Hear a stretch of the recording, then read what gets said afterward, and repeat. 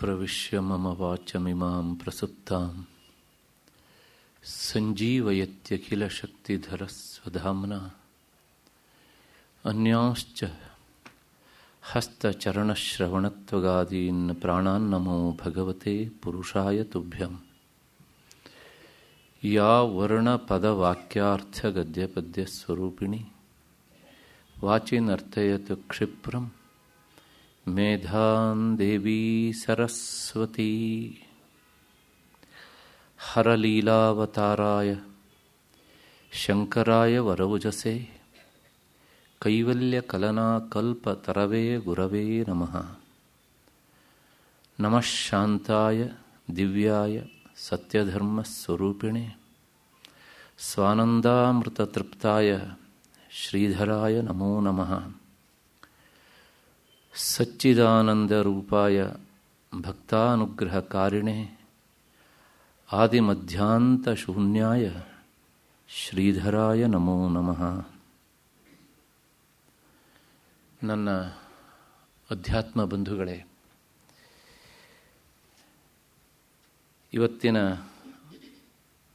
ಈ ಕಾರ್ಯಕ್ರಮಕ್ಕೆ ದತ್ತಿ ನ್ಯಾಸಕರ್ತರಾದಂತಹ ಡಾಕ್ಟರ್ ಕೃಪಾಶಂಕರ್ ಹಾಗೂ ಅವರ ಸಹೋದರಿ ಶ್ರೀಮತಿ ಜಯಮಂಗಳಾ ರಾವ್, ಅವರ ತಾಯಿಯವರೇ ಮತ್ತು ಎಲ್ಲ ಹಿರಿಯ ಶ್ರೋತೃಗಳೇ, ನನ್ನ ಮತ್ತು ನಿಮ್ಮೆಲ್ಲರ ಬುದ್ಧಿ ಗುಹೆಯಲ್ಲಿ ಅವಿತು ಅದನ್ನು ಪ್ರಚೋದಿಸ್ತಾ ಇರುವಂತಹ ಶ್ರೀಧರ ಎನ್ನುವಂತಹ ಮಹಾಚೈತನ್ಯಕ್ಕೆ ಅನಂತ ಪ್ರಣಾಮಗಳನ್ನು ಸಲ್ಲಿಸ್ತಾ ಇದ್ದೇನೆ. ಮತ್ತು ಇವತ್ತಿನ ವಿಷಯಕ್ಕೆ ಮುಂದಾಗ್ತಾ ಇದ್ದೇನೆ. ಪ್ರಾರಂಭದಲ್ಲಿಯೇ ಹೇಳಿಬಿಡ್ತೇನೆ, ಅಕಸ್ಮಾತ್ತಾಗಿ ಎಲ್ಲೋ ಒಂದು ಕಡೆಗೆ ನನ್ನ ಕಂಠ ಗದ್ಗದಿತ ಆದರೆ ದಯವಿಟ್ಟು ಅನ್ಯಥಾ ಭಾವಿಸಬೇಡಿ. ಈ ಸೂಚನೆಯೊಂದಿಗೆ ವಿಷಯವನ್ನು ಪ್ರವೇಶಿಸ್ತಾ ಇದ್ದೇನೆ. ನಾನು ನಿನ್ನೆ ಕೊನೆಯಲ್ಲಿ ಒಂದು ಮಾತು ಹೇಳಿದ್ದೆ, ಮಹಾತ್ಮರಾದವರ ಜೀವನ ಬೇರೆ ಅಲ್ಲ, ಸಾಧನೆ ಬೇರೆ ಅಲ್ಲ ಅಂತ. ಅವರ ಬದುಕು ಮತ್ತು ಸಾಧನೆ ಇವೆರಡೂ ಒಂದು ನಾಣ್ಯದ ಎರಡು ಮುಖಗಳಿದ್ದ ಹಾಗೇನೆ ಇರ್ತವೆ. ಒಂದು ಕಡೆಗೆ ನೋಡಿದರೆ ಅವರ ಜೀವನ, ಇನ್ನೊಂದು ಕಡೆಗೆ ನೋಡಿದರೆ ಅವರ ಸಾಧನೆ, ಎರಡೂ ಸಿಗ್ತವೆ. ಹಾಗಾಗಿ ಮಹಾತ್ಮರ ಜೀವನವನ್ನು ಅಥವಾ ಅವ್ರಿಗೆ ಸಂಬಂಧಪಟ್ಟ ಹಾಗೆ ವಿಷಯವನ್ನು ತಿಳ್ಕೊಳ್ಳೋದು ಅಂದರೆ ಏಕಕಾಲದಲ್ಲಿ ಎರಡು ಲಾಭಗಳಾಗ್ತವೆ ನಮಗೆ. ಒಂದು ಅವರ ಜೀವನ ಚರಿತ್ರೆ, ಇನ್ನೊಂದು ಅವರ ಸಾಧನೆಯ ಭಾಗ. ಶಾಸ್ತ್ರದಲ್ಲಿ ನಮಗೆ ಇದು ಸಿಗುವುದಿಲ್ಲ, ಮಹಾತ್ಮರ ಜೀವನದಲ್ಲಿ ಇದು ಸಿಗ್ತದೆ ಒಟ್ಟೊಟ್ಟಿಗೆ ಹೀಗೆ ಅಂತ. ಅದರ ಮಧ್ಯದಲ್ಲಿ ಅವರು ಹೇಳಿದಂಥ ಉಪದೇಶ ಮತ್ತು ಲೋಕೋಪಕಾರಕ್ಕಾಗಿ ಮಾಡಿದಂಥ ಕೆಲವು ಅಘಟಿತ ಘಟನೆಗಳು ಇವೆಲ್ಲವೂ ಸಹ ಸಾಧಕರಾದವರಿಗೆ ಎಲ್ಲೋ ಒಂದು ಕಡೆಗೆ ಮಾರ್ಗದರ್ಶನವನ್ನು ಮಾಡ್ತವೆ. ಸಾಮಾನ್ಯ ಜನರಿಗೆ ಒಂದು ರೀತಿಯ ತೃಪ್ತಿ, ಸಮಾಧಾನ. ನಾವೆಲ್ಲ ಬದುಕಿರುವಂತಹ ಈ ಕಾಲಘಟ್ಟದಲ್ಲಿ ಇಂಥ ಒಬ್ಬ ಮಹಾನುಭಾವರು ಇದ್ದರ, ಅವರಿಗೆ ಸಾಧ್ಯ ಆಗುವಂತಹದ್ದು ನಮಗೆ ಯಾಕೆ ಆಗೋದಿಲ್ಲ, ಈ ಎಲ್ಲ ಸಂಶಯಗಳು ಬಂದರೆ ಅದೇನೂ ಅಚ್ಚರಿಯಲ್ಲ. ಹಾಗಾಗಿ ಶ್ರೀಧರರ ನಾನು ಉಪದೇಶ ಭಾಗಕ್ಕೆ ಹೋಗಬೇಕಿತ್ತು, ಆದರೆ ಅವರ ಜೀವನ ಮತ್ತು ಸಾಧನೆಯ ಭಾಗ ನನ್ನನ್ನಿನ್ನೂ ಆ ಉಪದೇಶ ಭಾಗಕ್ಕೆ ಹೋಗಲಿಕ್ಕೆ ಬಿಡ್ತಾ ಇಲ್ಲ. ಹಾಗಾಗಿ ನಾನು ಇನ್ನೂ ಅದಕ್ಕೆ ಹೋಗಬೇಕು, ಪ್ರಾಯಶಃ ಇವತ್ತು ಹೋಗಲಿಕ್ಕೆ ಆಗುತ್ತೆ ಅಂತ ನಾನು ಹೇಳಲಾರೆ. ಅಷ್ಟಾದರೂ ಒಂದು ಮಾತನ್ನು ಹೇಳ್ತೇನೆ. ನಾನು 5 ದಿನದಲ್ಲಿಯೂ ಸಹ ಶ್ರೀಧರರ ಬಗ್ಗೆ ಅಷ್ಟು ಹೇಳಿ ಮುಗಿಸ್ತೇನೆ ಅನ್ನುವಂಥ ಭ್ರಮೆ ನನಗಿಲ್ಲ. ಆ ಭ್ರಮೆಯನ್ನು ದಯವಿಟ್ಟು ನೀವು ಇಟ್ಕೊಳ್ಬೇಡಿ. ಯಾಕೆಂದರೆ 5 ದಿನ ಅಲ್ಲ, 50 ದಿನಗಳ ಕಾಲ ನಿರಂತರ ಹೇಳಿದರೂ ಸಹ ಮುಗಿಯದಷ್ಟು ವಿಚಾರ ಉಂಟು. ಹಾಗಿದ್ರೆ 5 ದಿವಸ ನಮಗೆ ಏನು ಗೊತ್ತಾಗ್ತದೆ ಅಂದರೆ, ಒಂದು ಲೌಕಿಕ ದೃಷ್ಟಾಂತ ಕೊಟ್ಟು ಹೇಳ್ತೇನೆ. ಬಾಟ್ಲಿ ಒಳಗಿರುವಂತಹ ಜೇನುತುಪ್ಪದ ರುಚಿಯನ್ನು ನೋಡಬೇಕು ಅಂದರೆ ಅಲ್ಲಿರುವ ಅಷ್ಟೂ ಜೇನುತುಪ್ಪವನ್ನು ನಮ್ಮ ಬಾಯೊಳಗೆ ಹಾಕ್ಕೊಳ್ಳೋ ಅವಶ್ಯಕತೆ ಇಲ್ಲ. ಒಂದು ತೊಟ್ಟನ್ನು ಹಾಕಿಕೊಂಡು ನೆಕ್ಕಿದರೂ ಸಹ ಆಹಾ ಇದರ ರುಚಿ ನನಗೆ ಗೊತ್ತಾಯಿತು ಅನ್ನುವಂಥ ಅರಿವು ಬರ್ತದಲ್ಲ, ಅಷ್ಟನ್ನು ಮಾಡಿಸೋದಷ್ಟೇ ನನ್ನ ಕೆಲಸ. ಅಷ್ಟು ಹಿನ್ನೆಲೆಯಲ್ಲಿ ಇವತ್ತಿನ ವಿಷಯಕ್ಕೆ ಬರ್ತೇನೆ. ಇನ್ನೊಂದು ಸಲ ಹೇಳ್ತೇನೆ, 5 ದಿನದಲ್ಲಿ ಶ್ರೀಧರರ ವಿಚಾರವನ್ನು ಹೇಳಿ ಮುಗಿಸ್ತೇನೆ ಅಂತ ನಾನು ಮೊನ್ನೆನೂ ಹೇಳಲಿಲ್ಲ, ನಿನ್ನೆನೂ ಹೇಳಲಿಲ್ಲ, ಇವತ್ತು ಹೇಳಲ್ಲ, ಮುಂದೆ ಹೇಳಲ್ಲ.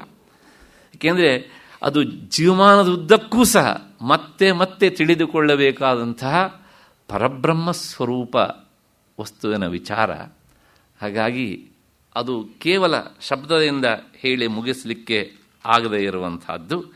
ಅಷ್ಟು ಹಿನ್ನೆಲೆಯಲ್ಲಿ ಮತ್ತೆ ನಿನ್ನೆ ದಿವಸ ನಾನು ಅವರು ಸಾಗರಕ್ಕೆ ಬಂದು ಅದಾದಮೇಲೆ ಅಲ್ಲಿಂದ ಕೊಡಚಾದ್ರಿಗೆ ತಪಸ್ಸಿಗೆ ಹೋದಂಥ ವಿಚಾರವನ್ನು ಹೇಳಿದ್ದೇನೆ. ತಪಸ್ಸು ಅಂದರೆ ಏನು? ತಪ ಆಲೋಚನೆ ಅಂತ. ಅಂದರೆ ನಿರಂತರ ಭಗವತ್ ಚಿಂತನೆಯನ್ನು ಮಾಡುವುದು ತಪಸ್ಸು.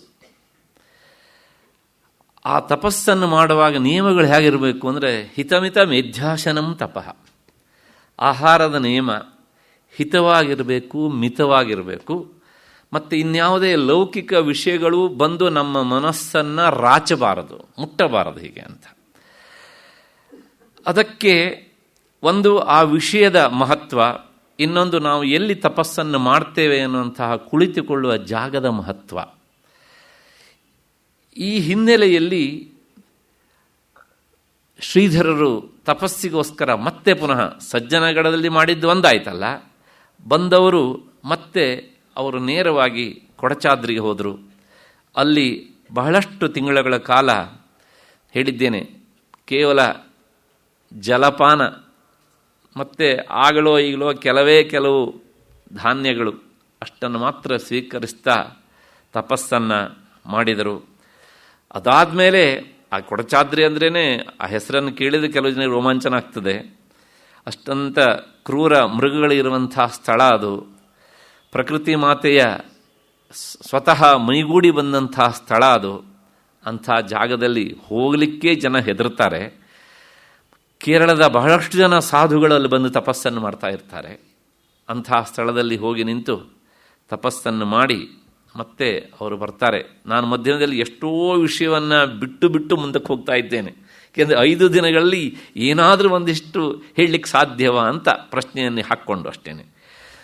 ಅದಾದ ಮೇಲೆ ಮತ್ತೆ ಕೆಳಗೆ ಬಂದರು, ತಪಸ್ಸನ್ನು ಮುಗಿಸಿ ಕೊಡಚಾದ್ರಿ ಗುಡ್ಡದಿಂದ. ಹಾಗೆ ಬಂದ ಮೇಲೆ ಅವರು ಮತ್ತೆ ಪುನಃ ಬನವಾಸಿಗೆ ಬರ್ತಾರೆ. ಬನವಾಸಿ ಹೇಳಿದ್ದೆ ನಾನು, ಮಧುಕೇಶ್ವರ ದೇವಾಲಯ, ಕದಂಬರ ಅದು ನಾಡು, ಕದಂಬರ ಬೀಡು ಹೀಗೆ ಅಂತ.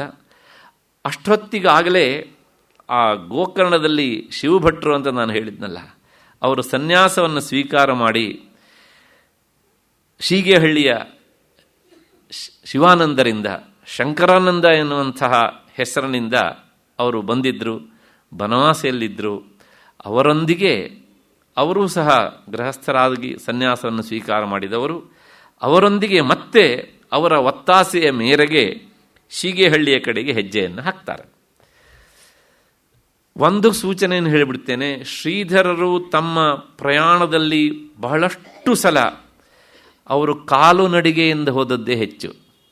ಪ್ರಾಯಶಃ ಆಚಾರ್ಯ ಶಂಕರರ ನಂತರ ಇಷ್ಟೊಂದು ಭೂಭಾಗವನ್ನು ಕಾಲು ನಡಿಗೆಯಿಂದ ಸಂಚರಿಸಿದಂಥ ಒಬ್ಬ ಯತಿ ಇದ್ದರೆ ಅವರು ಭಗವಾನ್ ಶ್ರೀಧರ ಸ್ವಾಮಿಗಳು.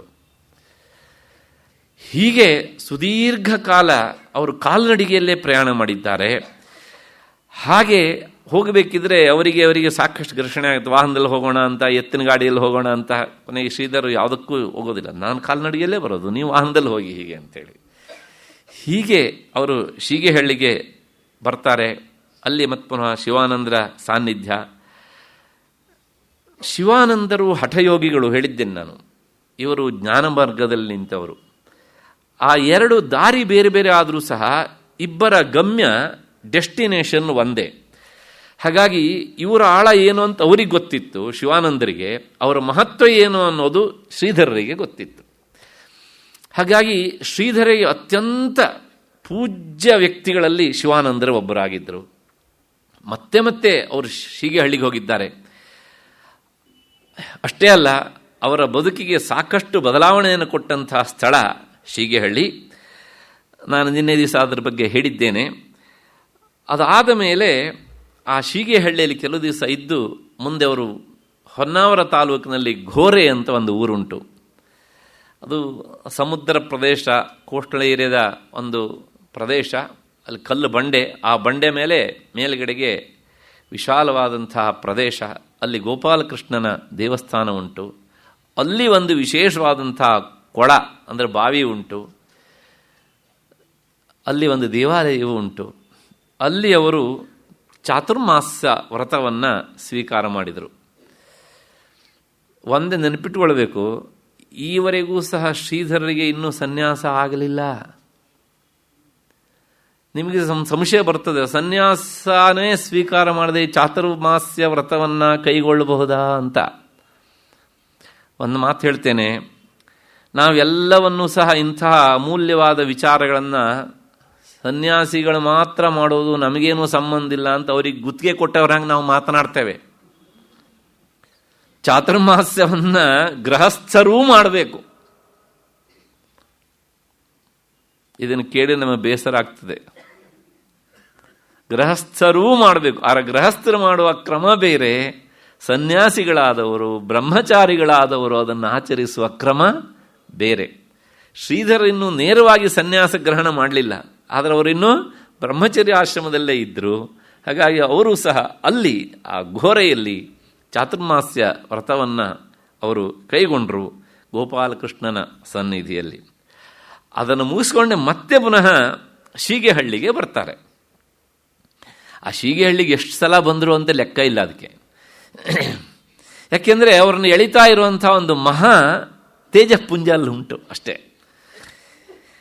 ಅಲ್ಲಿ ಬಂದಾಗ ಅದೊಂದು ದಿವಸ ಶಿವಾನಂದರು ಮತ್ತು ಶ್ರೀಧರು ಅವರು ಯಾವಾಗಲೂ ಇವರನ್ನು ಸಾಧುಗಳೇ ಅಂತ ಕರೀತಿದ್ರಂತೆ. ಆಗ ಅವರು ಹೇಳ್ತಿದ್ರಂತೆ, ನೀವು ನನ್ನನ್ನು ಹೀಗೆ ಬಹುವಚನದಲ್ಲಿ ಸಂಬೋಧಿಸಬಾರದು, ಏಕೆಂದರೆ ನೀವು ಅತ್ಯಂತ ದೊಡ್ಡವರು, ಹಿರಿಯರು, ನನಗೆ ಪೂಜನೀಯರು. ನನ್ನನ್ನು ನೀವು ಏಕವಚನದಲ್ಲಿ ಕರೀಬೇಕು, ದಾಸ ಅಂತ ನನ್ನನ್ನು ಕರೀಬೇಕು ಅಂತ ಶ್ರೀಧರರು ಹೇಳಿದ್ದು. ಶಿವಾನಂದರು ಆ ಮಾತನ್ನು ಕೇಳಿದಾಗ ನಗ್ತಾ ಇದ್ರು ಯಾವಾಗಲೂ ಹೀಗೆ ಅಂತ. ತಮಾಷೆ ಕೆಲಸ ಅವ್ರು ಹೇಳಿದ್ರಲ್ಲ ಅಂತೇಳಿ ಹಾಗೆ ಹೇಳಿದ್ದು ಉಂಟು ಎಷ್ಟೋ ಸಲ ಹೀಗೆ ಅಂತ. ಹೀಗೆ ಅವರು ಆ ಪರಮಾನಂದ ಮಠ ಅಂತ ಹೇಳಿದ್ದೇನೆ, ಅಲ್ಲಿಂದ ಒಂದು 100 ಯಾರ್ಡ್ಸ್ ಇರ್ಬೋದು ಅಷ್ಟು ಕೆಳಗೆ ತಗ್ಗು ಪ್ರದೇಶಗಳು ಬಂದರೆ ನಾನು ನಿನ್ನೆ ದಿವಸ ಹೇಳಿದಂಥ ಆ ಪಂಚತೀರ್ಥಗಳಲ್ಲಿವೆ. ಅಲ್ಲಿ ಬಂದು ಕುಳಿತಿದ್ರಂತೆ. ಕೆಲವು ಜನ ಅಲ್ಲಿ ಬಂದವರು ಸ್ನಾನ ಮಾಡಿ ಅಲ್ಲಿರುವಂಥ ದಾರಕ್ಕೆ ಗಳ, ಸಾಮಾನ್ಯವಾಗಿ ಈ ದಾರವನ್ನು ಕಟ್ಟುವ ಕ್ರಮ ಇಲ್ಲ ಹಳ್ಳಿಯಲ್ಲಿ, ಈ ಬಿದಿರು ಗಳವನ್ನು ಕಟ್ತಾರೆ ಬಟ್ಟೆ ಒಣಸೋದಕ್ಕೆ ಅಂತ. ಅವರೆಲ್ಲ ಸ್ನಾನ ಮಾಡಿ ಬಟ್ಟೆಯನ್ನು ಒಣಸಿದ್ರಂತೆ. ಹಾಗೆ ಶ್ರೀಧರರ ಶಿವಾನಂದರು ಹೇಳದಂತೆ, ನೀವೆಲ್ಲ ಇಲ್ಲಿಂದ ಒಂದು ಸ್ವಲ್ಪ ಹೊತ್ತು ಆಚೆ ಹೋಗಿಬಿಡಿ ಅಂತ. ಆಗ ಅವರೆಲ್ಲರೂ ಹೋಗಿದ್ದಾರೆ. ಆ ಬಟ್ಟೆ ಒಣಸ್ಲಿಕ್ಕೆ ಕಟ್ಟಿದಂಥ ಗಳದ ಪ್ರತಿಬಿಂಬ ನೀರಿನಲ್ಲಿ ಬೀಳುತ್ತಿತ್ತು. ದಡದಲ್ಲಿ ಗಳ ಇದೆ, ಅದರ ಪ್ರತಿಬಿಂಬ ನೀರಿನಲ್ಲಿ ಬೀಳುತ್ತಿತ್ತು. ಅದನ್ನು ನೋಡಿದಂಥ ಶಿವಾನಂದರು ಹೇಳಿದ್ರಂತೆ, ಇಲ್ಲಿ ನೋಡಿ ಸಾಧುಗಳೇ, ಏನು ಇದು ಅಂತ ಕೇಳಿದ್ರಂತೆ. ಹಾಗೆ ಶಿವಾನಂದರ ಹತ್ರ ಶ್ರೀಧರರು ಹೇಳ್ತಾರೆ, ಇದು ಬಿದಿರಿನ ಗಳ ಪ್ರತಿಬಿಂಬ ಅಂತ. ಇದೇ ಅಲ್ವಾ ನಮ್ಮ ವೇದಾಂತದ ಮೂಲ ವಿಚಾರ ಅಂತ. ಏನು ಅಂದರೆ ನೋಡಿ, ದಡದಲ್ಲಿರುವಂಥ ಗಳ ಅದು ಅಲ್ಲಾಡ್ತಾ ಇಲ್ಲ, ಚಲಿಸ್ತಾ ಇಲ್ಲ. ಅದರ ಪ್ರತಿಬಿಂಬ ನೀರಿನಲ್ಲಿ ಬಿದ್ದಿದೆ. ನೀರು ಅಲ್ಲಾಡಿದಾಗ ಅದೇನಾಗ್ತಾ ಇದೆ, ಕಂಪಿಸ್ತಾ ಇದೆ, ಅಲ್ಲಾಡ್ತಾ ಇದೆ ಅಲ್ವಾ. ಹಾಗೇನೆ ಆ ಪರಮಾತ್ಮ ಎಲ್ಲ ಕಡೆಗೆ ಇದ್ದವನು ನಿಷ್ಕಂಪ ಸ್ಥಿತಿಯಲ್ಲಿರ್ತಾನೆ.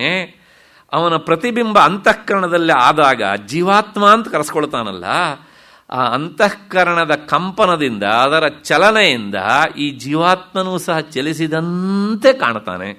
ಹೇಗೆ ಅಂದರೆ ಆ ಕೆರೆಯಲ್ಲಿ ಬಿದ್ದಂಥ ಗಳದ ಪ್ರತಿಬಿಂಬದಂತೆ ಅಂತ.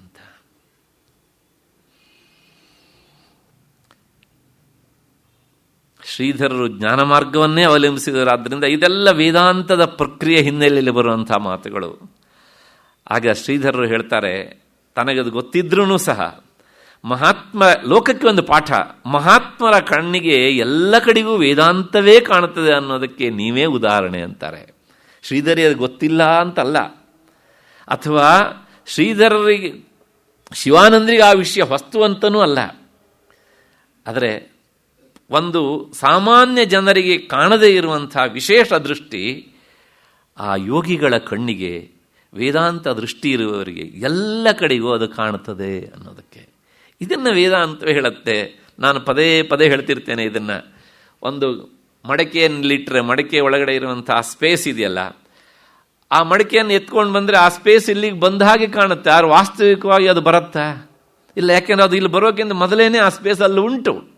ಆದರೆ ಮಡಿಕೆ ಎನ್ನುವಂಥ ಉಪಾಧಿಯ ಚಲನೆಯಿಂದಾಗಿ ಅದು ಸಹ ಚಲಿಸಿದಂತೆ ತೋರುತ್ತೆ. ಹಾಗೆಯೇ ಈ ಪ್ರತಿಬಿಂಬದ ಚಲನೆಯಿಂದ ಬಿಂಬಕ್ಕೆ ಏನೂ ಹಾನಿ ಅನ್ನುವಂಥದ್ದು ಇಲ್ಲ. ಹೀಗೆ ಆ ವೇದಾಂತದ ವಿಚಾರದ ಜೊತೆಗೆ ಮತ್ತೆ ಚಿಂತನೆ ಮಾಡ್ತಾ ಮಾಡ್ತಾ ಅವರು ಮೇಲಕ್ಕೆ ಹೋದರು, ಮಠಕ್ಕೆ ಹೋದರು. ಶಿವಾನಂದರು ಬಂದವರಿಗೆಲ್ಲ ಹೇಳ್ತಿದ್ರಂತೆ, ಎಂಥ ಗೌರವ ಇವರ ಬಗ್ಗೆ. ಇಲ್ಲೊಬ್ಬ ವೈರಾಗ್ಯ ನಿಧಿ ಇದ್ದಾರೆ, ಅವರನ್ನು ದರ್ಶನ ಮಾಡದೆ ಹೋಗಬೇಡಿ ಅಂತ ಬಂದಂಥ ಭಕ್ತರಿಗೆ. ನೀವು ಮಾಡದೆ ಹೋದರೆ ಅವರಿಗೆ ನಷ್ಟ ಇಲ್ಲ, ನಿಮಗೆ ನಷ್ಟ ಅಂಥೇಳಿ. ಇದು ಎರಡು ಮಹಾ ವ್ಯಕ್ತಿಗಳ ಒಂದು ಸಂಗಮ ಅದು. ಹಾಗಾಗಿ ಜನ ಏನು ಮಾಡ್ತಾ ಇದ್ರು ಕೇಳಿದರೆ, ಬಂದವರೆಲ್ಲರೂ ಶ್ರೀಧರರನ್ನು ನೋಡಿಕೊಂಡು ದರ್ಶನ ಮಾಡಿ ಹೋಗ್ತಿದ್ರು. ಕೊನೆಗೆ ಒಂದು ದಿವಸ ಶಿವಾನಂದರು ತಮಾಷೆ ಮಾಡಿದ್ರಂತೆ. ಏನು ಅಂದರೆ, ನೋಡಿ, ಇಲ್ಲಿ ಬಂದು ಕುಳಿತವನು ನಾನು, ನೀವು ಈಗ ಬಂದಿದ್ದೀರಿ, ಆದರೆ ಜನ ಎಲ್ಲ ಈಗ ನನ್ನನ್ನು ಬಿಟ್ಟೇ ಬಿಟ್ಟಿದ್ದಾರೆ, ನಿಮ್ಮ ಜೊತೆಗೇ ಹೆಚ್ಚು ಒಡನಾಟ ಮಾಡ್ತಿದ್ದಾರೆ, ನೋಡಿದ್ರ ಹೇಗಿದ್ದೀರಾ ನೀವು ಅಂತ ತಮಾಷೆ. ಆಗ ಶ್ರೀಧರರು ಹೇಳ್ತಾರೆ, ಇದನ್ನೆಲ್ಲ ಮಾಡಿದವರು ಯಾರು? ಯಾರು ಮಾಡಿದವರು ಇದನ್ನು? ಈ ಮಾತು ಹೇಳಬೇಕಿದ್ರೆ ಶ್ರೀಧರರು ಗೊತ್ತಿಲ್ಲ ಅಂದರೆ ಅವ್ರಿಗೆ ಗೊತ್ತಿಲ್ಲ ಅಂತ ಹೇಳಿದ್ದಾರೆ. ಅದೆಲ್ಲೋ ದೂರದಲ್ಲಿದ್ದಾಗ ಕೇಳ್ತಾ ಇದ್ದಾಗ ಎಲ್ಲರೂ ದರ್ಶನ ಮಾಡಿ ಹೋಗಬೇಕು ಅವ್ರನ್ನ ಹೀಗೆ ಅಂತೇಳಿ. ಏಕೆಂದರೆ ಗೃಹಸ್ಥರಿಗೆ ಆಗುವಂತಹ ಒಂದು ಮಾರ್ಗದರ್ಶನ, ಅನುಗ್ರಹ ಸಿಗಲಿ ಎನ್ನುವಂತಹ ಕಳಕಳಿ ಅವರಿಗೆ. ಹಾಗಾಗಿ ದರ್ಶನ ಮಾಡಿ ಹೋಗಿ ಹೇಳಿದ್ದನ್ನು ಜನ ಪಾಲಿಸ್ತಿದ್ರು. ಜನ ಅವ್ರ ಹತ್ರ ಹೋಗಿ ಕೇಳ್ತಿದ್ರು, ಸಮಸ್ಯೆಯನ್ನು ಕೇಳ್ಕೊಳ್ತಿದ್ರು, ಅದಕ್ಕೆ ಉತ್ತರ ಹೇಳ್ತಿದ್ರು. ಶ್ರೀಧರರು ಸಮಾಧಾನದಿಂದ ಬರ್ತಾಯಿದ್ರು. ಹಾಗೆ ಅಂತ ಶಿವಾನಂದರನ್ನು ನೋಡಿ ಹೋಗ್ತಿದ್ರು ಎಲ್ಲರೂ ಸಹ. ಆಗ ಶ್ರೀಧರ ಹೇಳಿದ್ರಂತೆ, ಇದನ್ನೆಲ್ಲ ಮಾಡಿದವರು ನೀವಲ್ವಾ, ಒಂದು ಕೆಲಸ ಮಾಡಿ, ನೀವು ಮಾಡಿದ ಇದಕ್ಕೊಂದು ಬೇರೆ ರೀತಿಯ ಬೋರ್ಡನ್ನು ಹಾಕ್ಬಿಡ್ಬೇಕು ನೀವು. ಏನು ಅಂದರೆ, ಒಬ್ಬ ಅಯೋಗ್ಯ ಶಿಖಾಮಣಿ, ದಡ್ಡ ಶಿಖಾಮಣಿ ಬಂದು ಕೂತಿದ್ದಾನೆ ಇಲ್ಲಿ ಅಂತ 2-3 ಜನರ ಎದುರಿಗೆ ನನ್ನನ್ನು ಬೈಬೇಕು ನಾಳೆಯಿಂದ ನೀವು. ಆಗ ನನಗೆ ತುಂಬ ಸಮಾಧಾನ ಆಗ್ತದೆ. ಅಷ್ಟರ ಮಟ್ಟಿಗೆ ನನಗೆ ನೀವು ಫ್ರೀ ಮಾಡಿ ಕೊಟ್ಟಂಗಾಗ್ತದೆ ಜನಸಂದಣಿಯಿಂದ. ಹಾಗಾಗಿ ನಾಳೆಯಿಂದನೇ ನನ್ನನ್ನು ದಯವಿಟ್ಟು ಬೈಯೋದಕ್ಕೆ ಪ್ರಾರಂಭ ಮಾಡಬೇಕು ಅಂತ ಶ್ರೀಧರರು ಕೇಳಿದ್ದು. ಅದಕ್ಕೆ ಶಿವಾನಂದರು ಮಂದಹಾಸ ಬೀರಿದ್ರಂತೆ. ಕೊನೆಗೆ ಈ ರೀತಿಯಾಗಿ ಬಹಳಷ್ಟು ಪ್ರಸಂಗಗಳು ನಡೆದಿವೆ ಅವರಲ್ಲಿ. ಪರಸ್ಪರ ಯಾವುದೇ ಸಂದರ್ಭದಲ್ಲೂ ಸಹ ಶ್ರೀಧರನ ಕೆಣಕೋದು ಶಿವಾನಂದರು. ಅದಕ್ಕೆ ಶ್ರೀಧರರು ಎಲ್ಲೂ ಸಿಕ್ಕ ಹಾಕಿಕೊಳ್ಳದೇ ಇರುವ ಹಾಗೆ ಉತ್ತರವನ್ನು ಕೊಡುವಂತಹದ್ದು ಹೀಗೆ ಅಂತ. ಅದೊಂದು ಸಂದರ್ಭ ಹೀಗಿತ್ತು. ಶೀಗೆಹಳ್ಳಿ ಮಠ, ಬಹಳಷ್ಟು ಜನ ಅಲ್ಲಿ ಸಾಧಕರು ಬರ್ತಾಯಿದ್ರು, ಸಾಕಷ್ಟು ಜನ ಬ್ರಹ್ಮಚಾರಿಗಳಿದ್ರು ಅಲ್ಲಿ. ಆ ಮಠದ ಒಂದು ನಿಯಮ ಹೇಗೆ ಅಂದರೆ, ಮಠದ ಕೆಲಸಗಳನ್ನೆಲ್ಲ ಸಾಧಕರಾಗಿ ಬರುವಂತಹ ಆ ಬ್ರಹ್ಮಚಾರಿಗಳೇ ಮಾಡಬೇಕಿತ್ತು. ಸಾಮಾನ್ಯವಾಗಿ ಇವತ್ತಿಗೂ ಸಹ ರಾಮಕೃಷ್ಣಾಶ್ರಮದ ಪರಂಪರೆಯಲ್ಲಿ ನಾವು ಇದನ್ನೆಲ್ಲ ನೋಡ್ತೇವೆ. ಹಾಗೆಯೇ ಅವರು ಆ ತೋಟ ಗದ್ದೆ ಎಲ್ಲ ಕೆಲಸವನ್ನು ಅವರೇ ಮಾಡ್ತಾಯಿದ್ರು. ಅದೊಂದು ಸಲ ಈ ಸಾಧಕ ಬ್ರಹ್ಮಚಾರಿಗಳೆಲ್ಲ ಗದ್ದೆಗೆ ಹೋಗಬೇಕಿದ್ರೆ ಶ್ರೀಧರನ ಕೇಳಿದಂತೆ, ನಾವೆಲ್ಲ ಹೋಗ್ತಾ ಇದ್ದೇವೆ ಇವತ್ತು, ತಾವು ಬರೋದುಂಟಾ ಅಂತ. ಬರಬೇಕು ಅಂತ ಆಗ್ರಹ ಅಲ್ಲ. ಶ್ರೀಧರ್ ಹೇಳಿದಂತೆ, ಇಲ್ಲಿನ ಸೇವೆ ಅಂದರೆ ಶಿವಾನಂದರ ಸೇವೆ, ನಾನು ಬರ್ತೇನೆ ನಡೀರಿ ಅಂತ ಹೇಳಿದರು. ಹೋದ ಮೇಲೆ ಅಲ್ಲಿ ಅವರಿಗೊಂದು ಗುದ್ದಲಿಯನ್ನು ಕೊಟ್ರಂತೆ. ಭೂಮಿಯನ್ನು ಅಗದೊಂದು ಏನು ಮಾಡಬೇಕು, ಓಡಿ ಅಂತ ಒಂದು ಸಣ್ಣ ಮಾಡೋ ಬೀಜ ಹಾಕಲಿಕ್ಕೆ ಬೇಕಾದಂಥ ವ್ಯವಸ್ಥೆ. ಶ್ರೀಧರರು ಅಗಿತಾ ಹೋಗಿದ್ದಾರೆ. ಇವರ ಗುದ್ದಲಿಯ ಅಡಿಗೆ ಒಂದು 2-3 ಎರೆ ಹುಳಗಳು ಸಿಕ್ಕಿಬಿಟ್ವು. ಕೆಲಸ ಅಲ್ಲಿಗೆ ನಿಲ್ಲಿಸಿದರು. ಅವರು ಹೇಳಿದರು, ನನ್ನಿಂದ ಈ ಕೆಲಸ ಆಗೋದಿಲ್ಲ. ತಟಸ್ಥವಾಗಿ ನಿಂತುಬಿಟ್ರು. ಬೇರೆ ಕೆಲಸ ನನಗೆ ಕೊಡಿ ಅಂತ ಹೇಳಿದರು.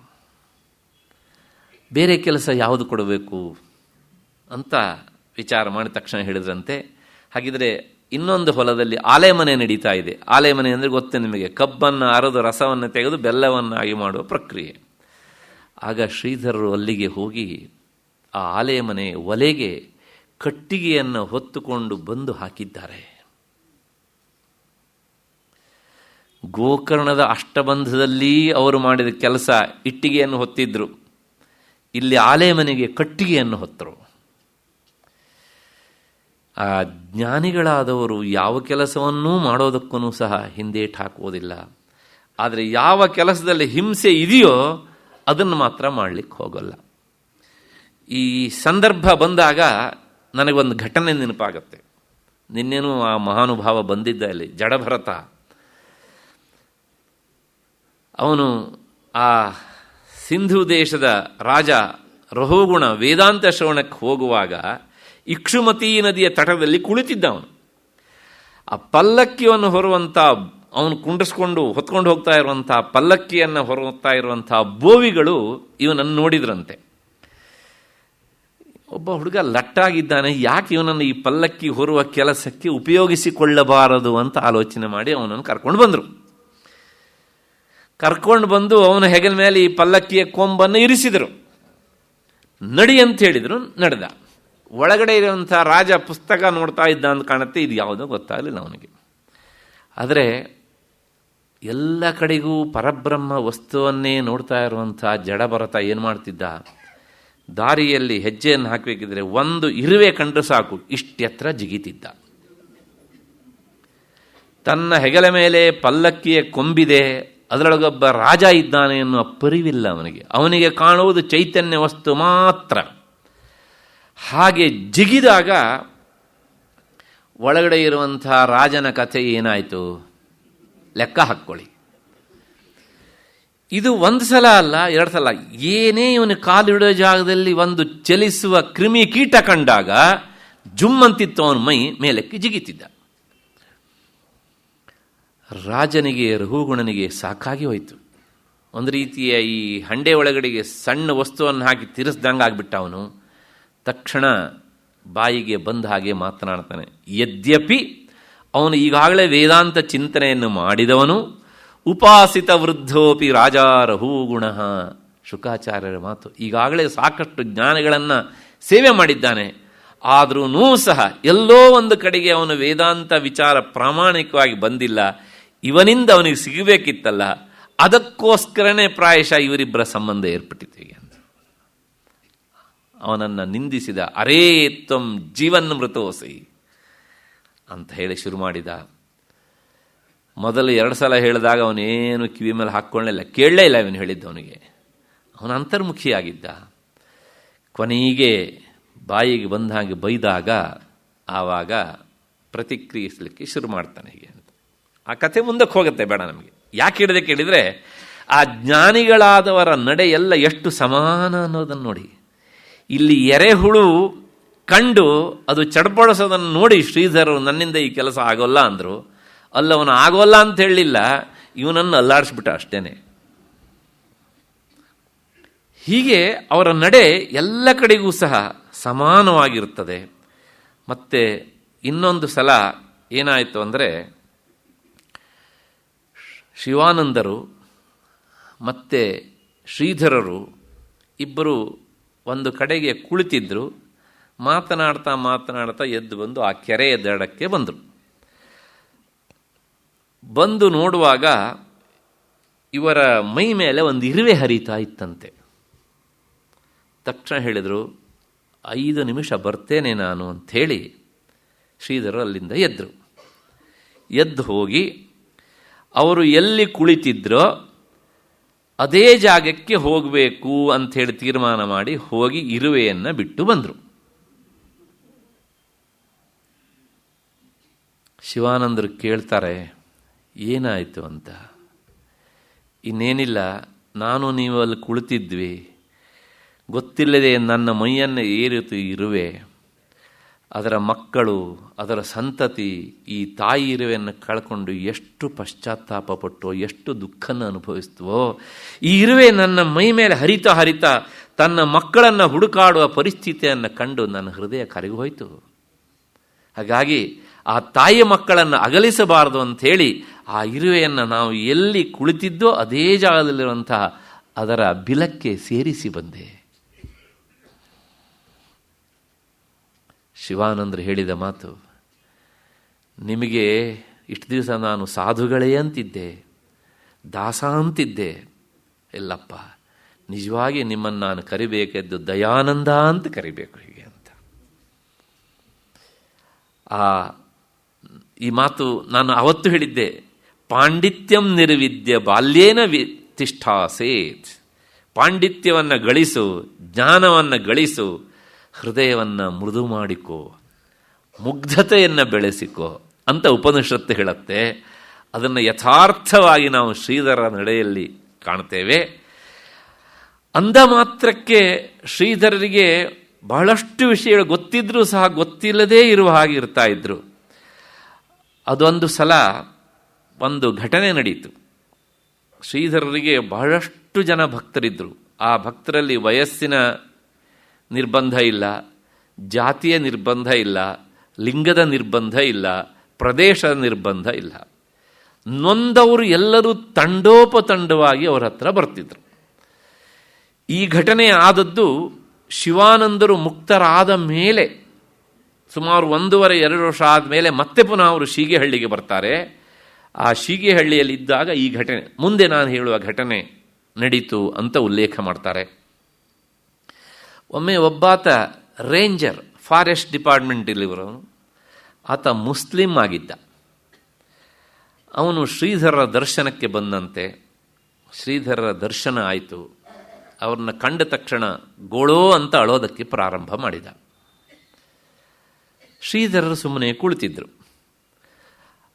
ಹತ್ತು ಆದಮೇಲೆ ಒಂದಿಷ್ಟು ನಿಯಂತ್ರಣಕ್ಕೆ ತಂದುಕೊಂಡು ಆದಮೇಲೆ ಆತ ಹೇಳಿದ್ನಂತೆ, ನನಗೆ ಹಿಂದೆ ಆದದ್ದು ನೆನಪು, ಸುದೀರ್ಘ ಕಾಲದ್ದು, ಮತ್ತೆ ಮುಂದೆ ಆಗುವುದು, ಈಗ ಏನು ನಡೆಯುತ್ತೆ ಅನ್ನುವಂತಹ ಈ 3 ಕಾಲದ ಜ್ಞಾನ ನನಗೆ ಇತ್ತು. ಈ ಕಾಫಿರ್ ಅಂತ ಹೇಳ್ತಾರಲ್ಲ ಅವರ ದೃಷ್ಟಿಯಲ್ಲಿ ಭಗವಂತ, ಅವನ ದರ್ಶನವೂ ನನಗೆ ಆಗ್ತಾ ಇತ್ತು, ಪೀರರ ದರ್ಶನವೂ ಆಗ್ತಾ ಇತ್ತು. ಆದರೆ ಇತ್ತೀಚೆಗೆ ಇದ್ದಕ್ಕಿದ್ದ ಹಾಗೇನೆ ಇದು ನಿಂತು ಹೋಗಿದೆ. ಪ್ರಾಯಶಃ ನನ್ನ ಪುಣ್ಯಶೇಷ ಇನ್ನೂ ಉಳಿದಿದ್ದಕ್ಕೋಸ್ಕರ ನಿಮ್ಮ ದರ್ಶನ ಆಯಿತು ಅಂತ ಕಾಣುತ್ತೆ ಅಂತ ಹೇಳಿ ತನ್ನ ಮಾತನ್ನು ನಿಲ್ಲಿಸ್ತಾನೆ. ಶ್ರೀಧರರು ಕೇಳ್ತಾರೆ, ಇನ್ನೂ ಏನೋ ಹೇಳಬೇಕಾದ ಬಾಕಿ ಉಂಟು ಅಲ್ವಾ ಅಂತ. ತಲೆ ಅಡಿಗೆ ಹಾಕಿದ ಆತ, ಹೇಳಿಬಿಡಿ ಅಂತ. ಇನ್ನೇನಿಲ್ಲ, ಒಬ್ಬಾಕೆ ಹಿಂದೂ ಯುವತಿಯನ್ನು ನಾನು ಕೆಡಿಸಿದೆ, ಆ ದಿನದಿಂದ ನನ್ನ ಪರಿಸ್ಥಿತಿ ಹೀಗಾಯಿತು. ಅಧಿಕಾರ, ಹುದ್ದೆ ಎಲ್ಲ ಇತ್ತಲ್ಲ, ಮಾಡಬಾರದ ಅಪಚಾರವನ್ನು ಮಾಡಿದ, ತನಗಿದ್ದಂಥ ಶಕ್ತಿಯನ್ನು ಕಳ್ಕೊಂಡ. ಕೊನೆಗೆ ಶ್ರೀಧರ ಬಂದು ಹೇಳ್ಕೊಂಡ. ಅವನು ಹೇಳ್ತಾನೆ, ಪ್ರಾಯಶಃ ನನ್ನ ಪುಣ್ಯಶೇಷ ಇದ್ದದ್ರಿಂದ ಇವತ್ತು ನಿಮ್ಮ ಜೊತೆಗೆ ನಾನು ಬಂದು ಕುಳಿತಿದ್ದೇನೆ ಅಂತ. ದಯವಿಟ್ಟು ನನಗೆ ಮಾರ್ಗದರ್ಶನ ಮಾಡಿ ಅಂತ. ಶ್ರೀಧರ್ ಹೇಳ್ತಾರೆ, ಪಶ್ಚಾತ್ತಾಪ ಪಡುವುದು ಮೊದಲನೆಯ ಪರಿಹಾರ ಒಂದು. ಅದರ ಜೊತೆಗೆ ನೀನು ಈಗ ಒಬ್ಬಾಕೆ ಹೆಣ್ಣು ಮಗಳಿಗೆ ಅನ್ಯಾಯ ಮಾಡಿದ್ದೀಯಲ್ಲ, ಇಂತಹ ಅನ್ಯಾಯಕ್ಕೆ ಒಳಗಾದಂಥ 25 ಜನ ಹೆಣ್ಣು ಮಕ್ಕಳಿಗೆ ನೀನು ರಕ್ಷಣೆ ಕೊಡಬೇಕು. ಆ 25 ಜನ ಹೆಣ್ಣು ಮಕ್ಕಳಿಗೂ ನೀನು ಮಾಡಿದ ತಪ್ಪನ್ನು ಹೇಳಬೇಕು. ತಪ್ಪನ್ನು ಹೇಳಿ ಅವರಿಗೆ ರಕ್ಷಣೆಯನ್ನು ಕೊಡಬೇಕು. ಇದು 2ನೇ ಪರಿಹಾರ. 3ನೇ ಪರಿಹಾರ, ಇದು ಆಗುವಾಗ ನಿನಗೆ ನಿನ್ನ ಮತದ ಒಬ್ಬ ಸರಿಯಾದ ಮೌಲ್ವಿ ಸಿಗ್ತಾನೆ. ಆ ಮೌಲ್ವಿ ಹೇಳಿದ ಹಾಗೆ ಮತ್ತೆ ಪುನಃ ಎಲ್ಲಿ ಹೋಗಬೇಕು ಅಂತ ಹೇಳ್ತಾನೋ ಅಲ್ಲಿಗೆ ಹೋಗಿ ನಿನ್ನ ಕುರಾನನ್ನು ಪಠಿಸು. ಆಗ ನಿನಗೆ ಈ ಹಿಂದೆ ಕಳ್ಕೊಂಡಂಥ ಏನು ಸಂಪತ್ತುಂಟಲ್ಲ, ನಿನ್ನ ಜ್ಞಾನ ಸಂಪತ್ತು, ಅದು ಮತ್ತೆ ಸಿಗತ್ತೆ ಅಂತ. ಪ್ರಾಯಶಃ ಬೇರೆಯವರಾದರೆ ಸಿಕ್ಕಿದ್ದು ಇದೇ ಅವಕಾಶ ಅಂಥೇಳಿ ನೀನು ಹಿಂದೂ ಆಗು. ನಮ್ಮನ್ನೆಲ್ಲ ಇವತ್ತು ಎಷ್ಟೋ ಮಿಷನರಿಗಳಿದ್ದಾವಲ್ಲ, ಯಾರೂ ಕೊಡದೇ ಇರೋದನ್ನು ಅವನು ಕೊಟ್ಟುಬಿಡ್ತಾನೆ ಅಂತ ಹೇಳೋರು ಅಲ್ವಾ.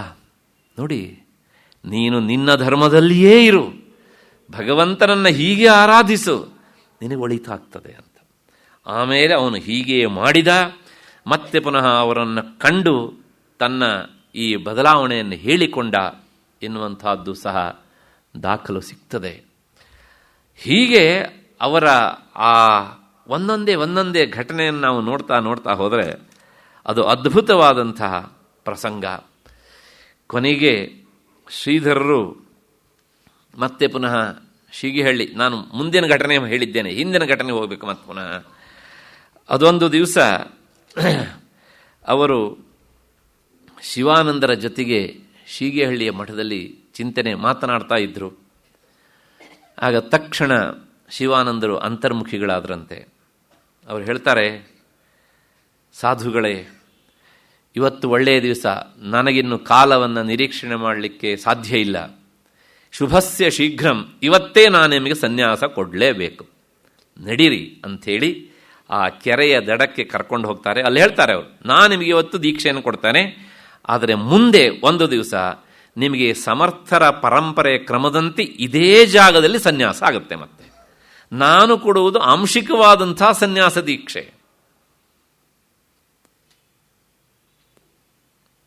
ಆಗ ಆ ದಿನ ನೀವೇ ಕೊಡಬಹುದಲ್ಲ ಅಂದರೆ, ಆ ದಿನ ಬರುವಷ್ಟೊತ್ತಿಗೆ ನನ್ನ ಈ ದೇಹ ಇರುವುದಿಲ್ಲ. ಹಾಗಾಗಿ ನಾನು ನಿಮಗೆ ಇವತ್ತೇ ದೀಕ್ಷೆ ಕೊಡಬೇಕು ಅಂತ ಹೇಳಿ ಕರ್ಕೊಂಡು ಹೋಗಿ ಅವರಿಗೆ ಆ ದೀಕ್ಷೆಯನ್ನು ಕೊಡ್ತಾರೆ. ಅವ್ರು ಹೇಳ್ತಾರೆ, ಮುಂದೆ ಸಮರ್ಥರ ಅಪ್ಪಣೆಯಂತೆ ನಿಮಗೆ ಇದೇ ಜಾಗದಲ್ಲಿ ಆಗತ್ತೆ ಅಂತೇಳಿ. ಹಾಗಾಗಿ ಶೀಗೆಹಳ್ಳಿಯಲ್ಲಿಯೇ ಅವರಿಗೆ 2 ಸಲ ಸನ್ಯಾಸ ಗ್ರಹಣವಾದದ್ದು. ಒಂದು ಶಿವಾನಂದರ ಮೂಲಕ, ಇನ್ನೊಂದು ಸಮರ್ಥರ ಪರಂಪರೆಯ ಮೂಲಕ ವಿಧಿವತ್ತಾಗಿ ಆದಂತಹದ್ದು.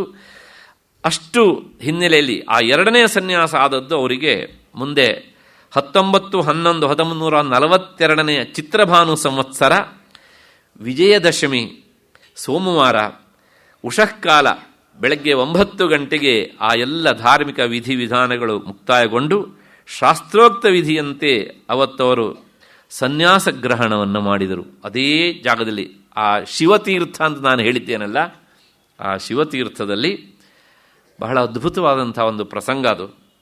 ಅದಕ್ಕೂ ಮೊದಲವರು ಚಿಕ್ಕಮಗಳೂರಲ್ಲಿರ್ತಾರೆ. ಆ ಚಿಕ್ಕಮಗಳೂರಿನಿಂದಲೇ ಪತ್ರ ಹಾಕಿಬಿಡ್ತಾರೆ ಹೇಗೆ ಅಂತ, ನಾನು ಇಲ್ಲಿಗೆ ಬರ್ತಾ ಇದ್ದೇನೆ, ಸನ್ಯಾಸ ಗ್ರಹಣವನ್ನು ಮಾಡಬೇಕು ಅಂತ ಹೇಳಿ. ಆಗ ಆ ಶೀಗೆಹಳ್ಳಿ ಮಠ ಅಷ್ಟು ಶೃಂಗಾರಗೊಂಡಿತಂತೆ. ಯಾಕೆಂದರೆ ಈಗಾಗಲೇ ಅವ್ರ ಪರಿಚಯ ಆಗಿಬಿಟ್ಟಿದೆ. ಅಂದು ಸನ್ಯಾಸ ಗ್ರಹಣ ಮಾಡಿದ್ದಾರೆ. ಶಿವಾನಂದರು ಹೇಳಿದ್ದಾರೆ, ಮುಂದೆ ಇದೇ ಜಾಗದಲ್ಲಿ ಆಗತ್ತೆ ಅಂತ. ಇದನ್ನು 10 ಜನ ಭಕ್ತರು, ಗೃಹಸ್ಥರು, ಸಾಧುಗಳು, ಸಂತರು, ಸಾಹಿತಿಗಳು ಎಲ್ಲರೂ ಕೇಳ್ಕೊಂಡಿದ್ದಾರೆ. ಈಗ ಇದೇ ಜಾಗದಲ್ಲಿ ಶ್ರೀಧರಿಗೆ ಸಮರ್ಥ ಪರಂಪರೆ ಕ್ರಮದಲ್ಲಿ ಸನ್ಯಾಸ ಆಗತ್ತೆ ಅಂತ ಗೊತ್ತಾದಾಗ ತಂಡೋಪತಂಡವಾಗಿ ಬಂದಿದ್ದಾರೆ. ಶ್ರೀಧರರು ಆಶ್ವಯುಜ ಶುದ್ಧ ಚತುರ್ಥಿಗೆ ಶೀಗೆಹಳ್ಳಿಗೆ ಬರ್ತಾರೆ. ಶೀಗೆಹಳ್ಳಿಗೆ ಬಂದು ಆ ಸನ್ಯಾಸಕ್ಕೆ ಸಂಬಂಧಪಟ್ಟಂಥ ಏನೆಲ್ಲ ವಿಧಿವಿಧಾನ ಆಗಬೇಕೋ ಅದನ್ನೆಲ್ಲ ಓಣಿಕೈ ಎನ್ನುವಂಥ ಒಬ್ಬ ಹಿರಿಯ ದೀಕ್ಷಿತರ ವ್ಯವಸ್ಥೆಗೊಳಿಸ್ತಾರೆ. ಸ್ವಾರಸ್ಯ ಅಂದರೆ ಅವರು ಮತ್ತೆ ಪುನಃ ಸನ್ಯಾಸವನ್ನು ಸ್ವೀಕಾರ ಮಾಡಿ ಮಹಾರಾಷ್ಟ್ರದ ಔದುಂಬರದಲ್ಲಿ ಹೋಗಿ ಅವರು ಜೀವನ್ಮುಕ್ತರಾದರು. ಇವರ ಸನಿಹಕ್ಕೆ ಬಂದವರು ಎಲ್ಲರೂ ಸಹ ಒಂದು ರೀತಿಯ ಅಧ್ಯಾತ್ಮ ಸಾಧಕರಾಗಿ ಮುಂದುವರೆದು ಬಿಟ್ಟಿದ್ದಾರೆ ಹೀಗೆ ಅಂತ. ಕೊನೆಗೆ ಎಲ್ಲ ರೀತಿಯ ಸಿದ್ಧತೆ ಆದಮೇಲೆ 9 ಗಂಟೆಗೆ ಸರಿಯಾಗಿ ವಿರಜಾಹೋಮ ಅಂದರೆ ನಾನು ಎಲ್ಲವನ್ನೂ ಬಿಟ್ಟಿದ್ದೇನೆ ಅಂತ ಹೇಳುವಂತಹ ಪ್ರಕ್ರಿಯೆ ಹಿನ್ನೆಲೆಯಲ್ಲಿ ಆಹುತಿಯನ್ನು ಕೊಟ್ಟು ಆತ್ಮಶ್ರಾದ್ದಾದಿಗಳನ್ನೆಲ್ಲ ಮಾಡಿಕೊಂಡು ಹೋಗಬೇಕು. ಅದೊಂದು ವಿಶಿಷ್ಟವಾದ ಕ್ರಮ. ಅದನ್ನೆಲ್ಲ ಮಾಡಿಕೊಂಡು ಅವರಿಗೇನು ಅವಶ್ಯಕತೆ ಇರಲಿಲ್ಲ, ಯಾಕೆಂದರೆ ಮೊದಲೇ ಆಗಿಬಿಟ್ಟಿದೆ ಎಲ್ಲವುದನ್ನು ಸಹ. ಆದರೆ ಸಮರ್ಥರು ಒಂದು ಮಾತು ಹೇಳಿದ್ರಂತೆ, ನೀನು ಸನ್ಯಾಸ ಗ್ರಹಣ ಮಾಡಬೇಕು ಅಂತ ಅವರಿಗೆ ದರ್ಶನ ಕೊಟ್ಟಾಗ ಆ ಗುರುವಾಜ್ಞೆ ಅಂಥೇಳಿ ಆ ಶಿವತೀರ್ಥಕ್ಕೆ ಬಂದು ಅಲ್ಲಿ ನಿಂತಿದ್ದಾರೆ ಕಂಠಪರ್ಯಂತ. ಅಲ್ಲಿ ಇರುವಂತಹ ತಮ್ಮ ಶಿಖ, ಯಜ್ಞೋಪವೀತ, ಕೌಪೀನ ಎಲ್ಲವನ್ನು ಬಿಸಾಡಿದ್ದಾರೆ. 3 ಸಲ ಹೇಳಿದ್ದಾರೆ, ಸನ್ಯಸ್ತಮ್ಮಯ ಅಂದರೆ ನಾನು ಎಲ್ಲವನ್ನೂ ಬಿಟ್ಟಿದ್ದೇನೆ. ಎಲ್ಲವನ್ನೂ ಬಿಟ್ಟಿದ್ದೇನೆ ಅಂದರೆ ದೇಹ ಭಾವವನ್ನೂ ಬಿಟ್ಟಿದ್ದೇನೆ ಅಂಥೇಳಿ. ಅಷ್ಟಾದ ಮೇಲೆ ಬಂದು ಕಾವಿ ಬಟ್ಟೆಯನ್ನು ಸ್ವತಃ ಸ್ವೀಕಾರ ಮಾಡಿ ಮತ್ತೆ ಬರ್ತಾರೆ.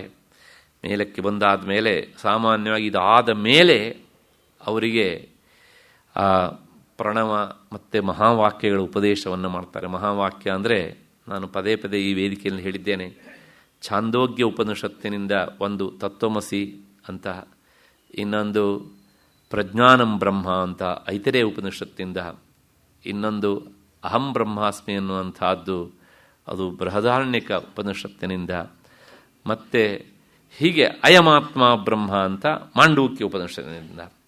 ಈ 4 ವೇದಗಳ ಅತ್ಯಂತ ಪ್ರಧಾನವಾದಂಥ ಮಹಾವಾಕ್ಯಗಳು. ಇವುಗಳನ್ನು ಗುರುಗಳು ಆಗ ಅವರಿಗೆ ಉಪದೇಶ ಮಾಡಬೇಕು ಪ್ರಣವದ ಜೊತೆಗೆ. ಆದರೆ ಶ್ರೀಧರ ಏನಾಗಿತ್ತು ಅಂದರೆ ಈ ಮಹಾವಾಕ್ಯದ ಒಂದು ಭಾಗ ಸಜ್ಜನಗಡದಲ್ಲಿ ಆಗಿಬಿಟ್ಟಿತ್ತು ಮೊದಲ ದರ್ಶನದಲ್ಲಿಯೇ.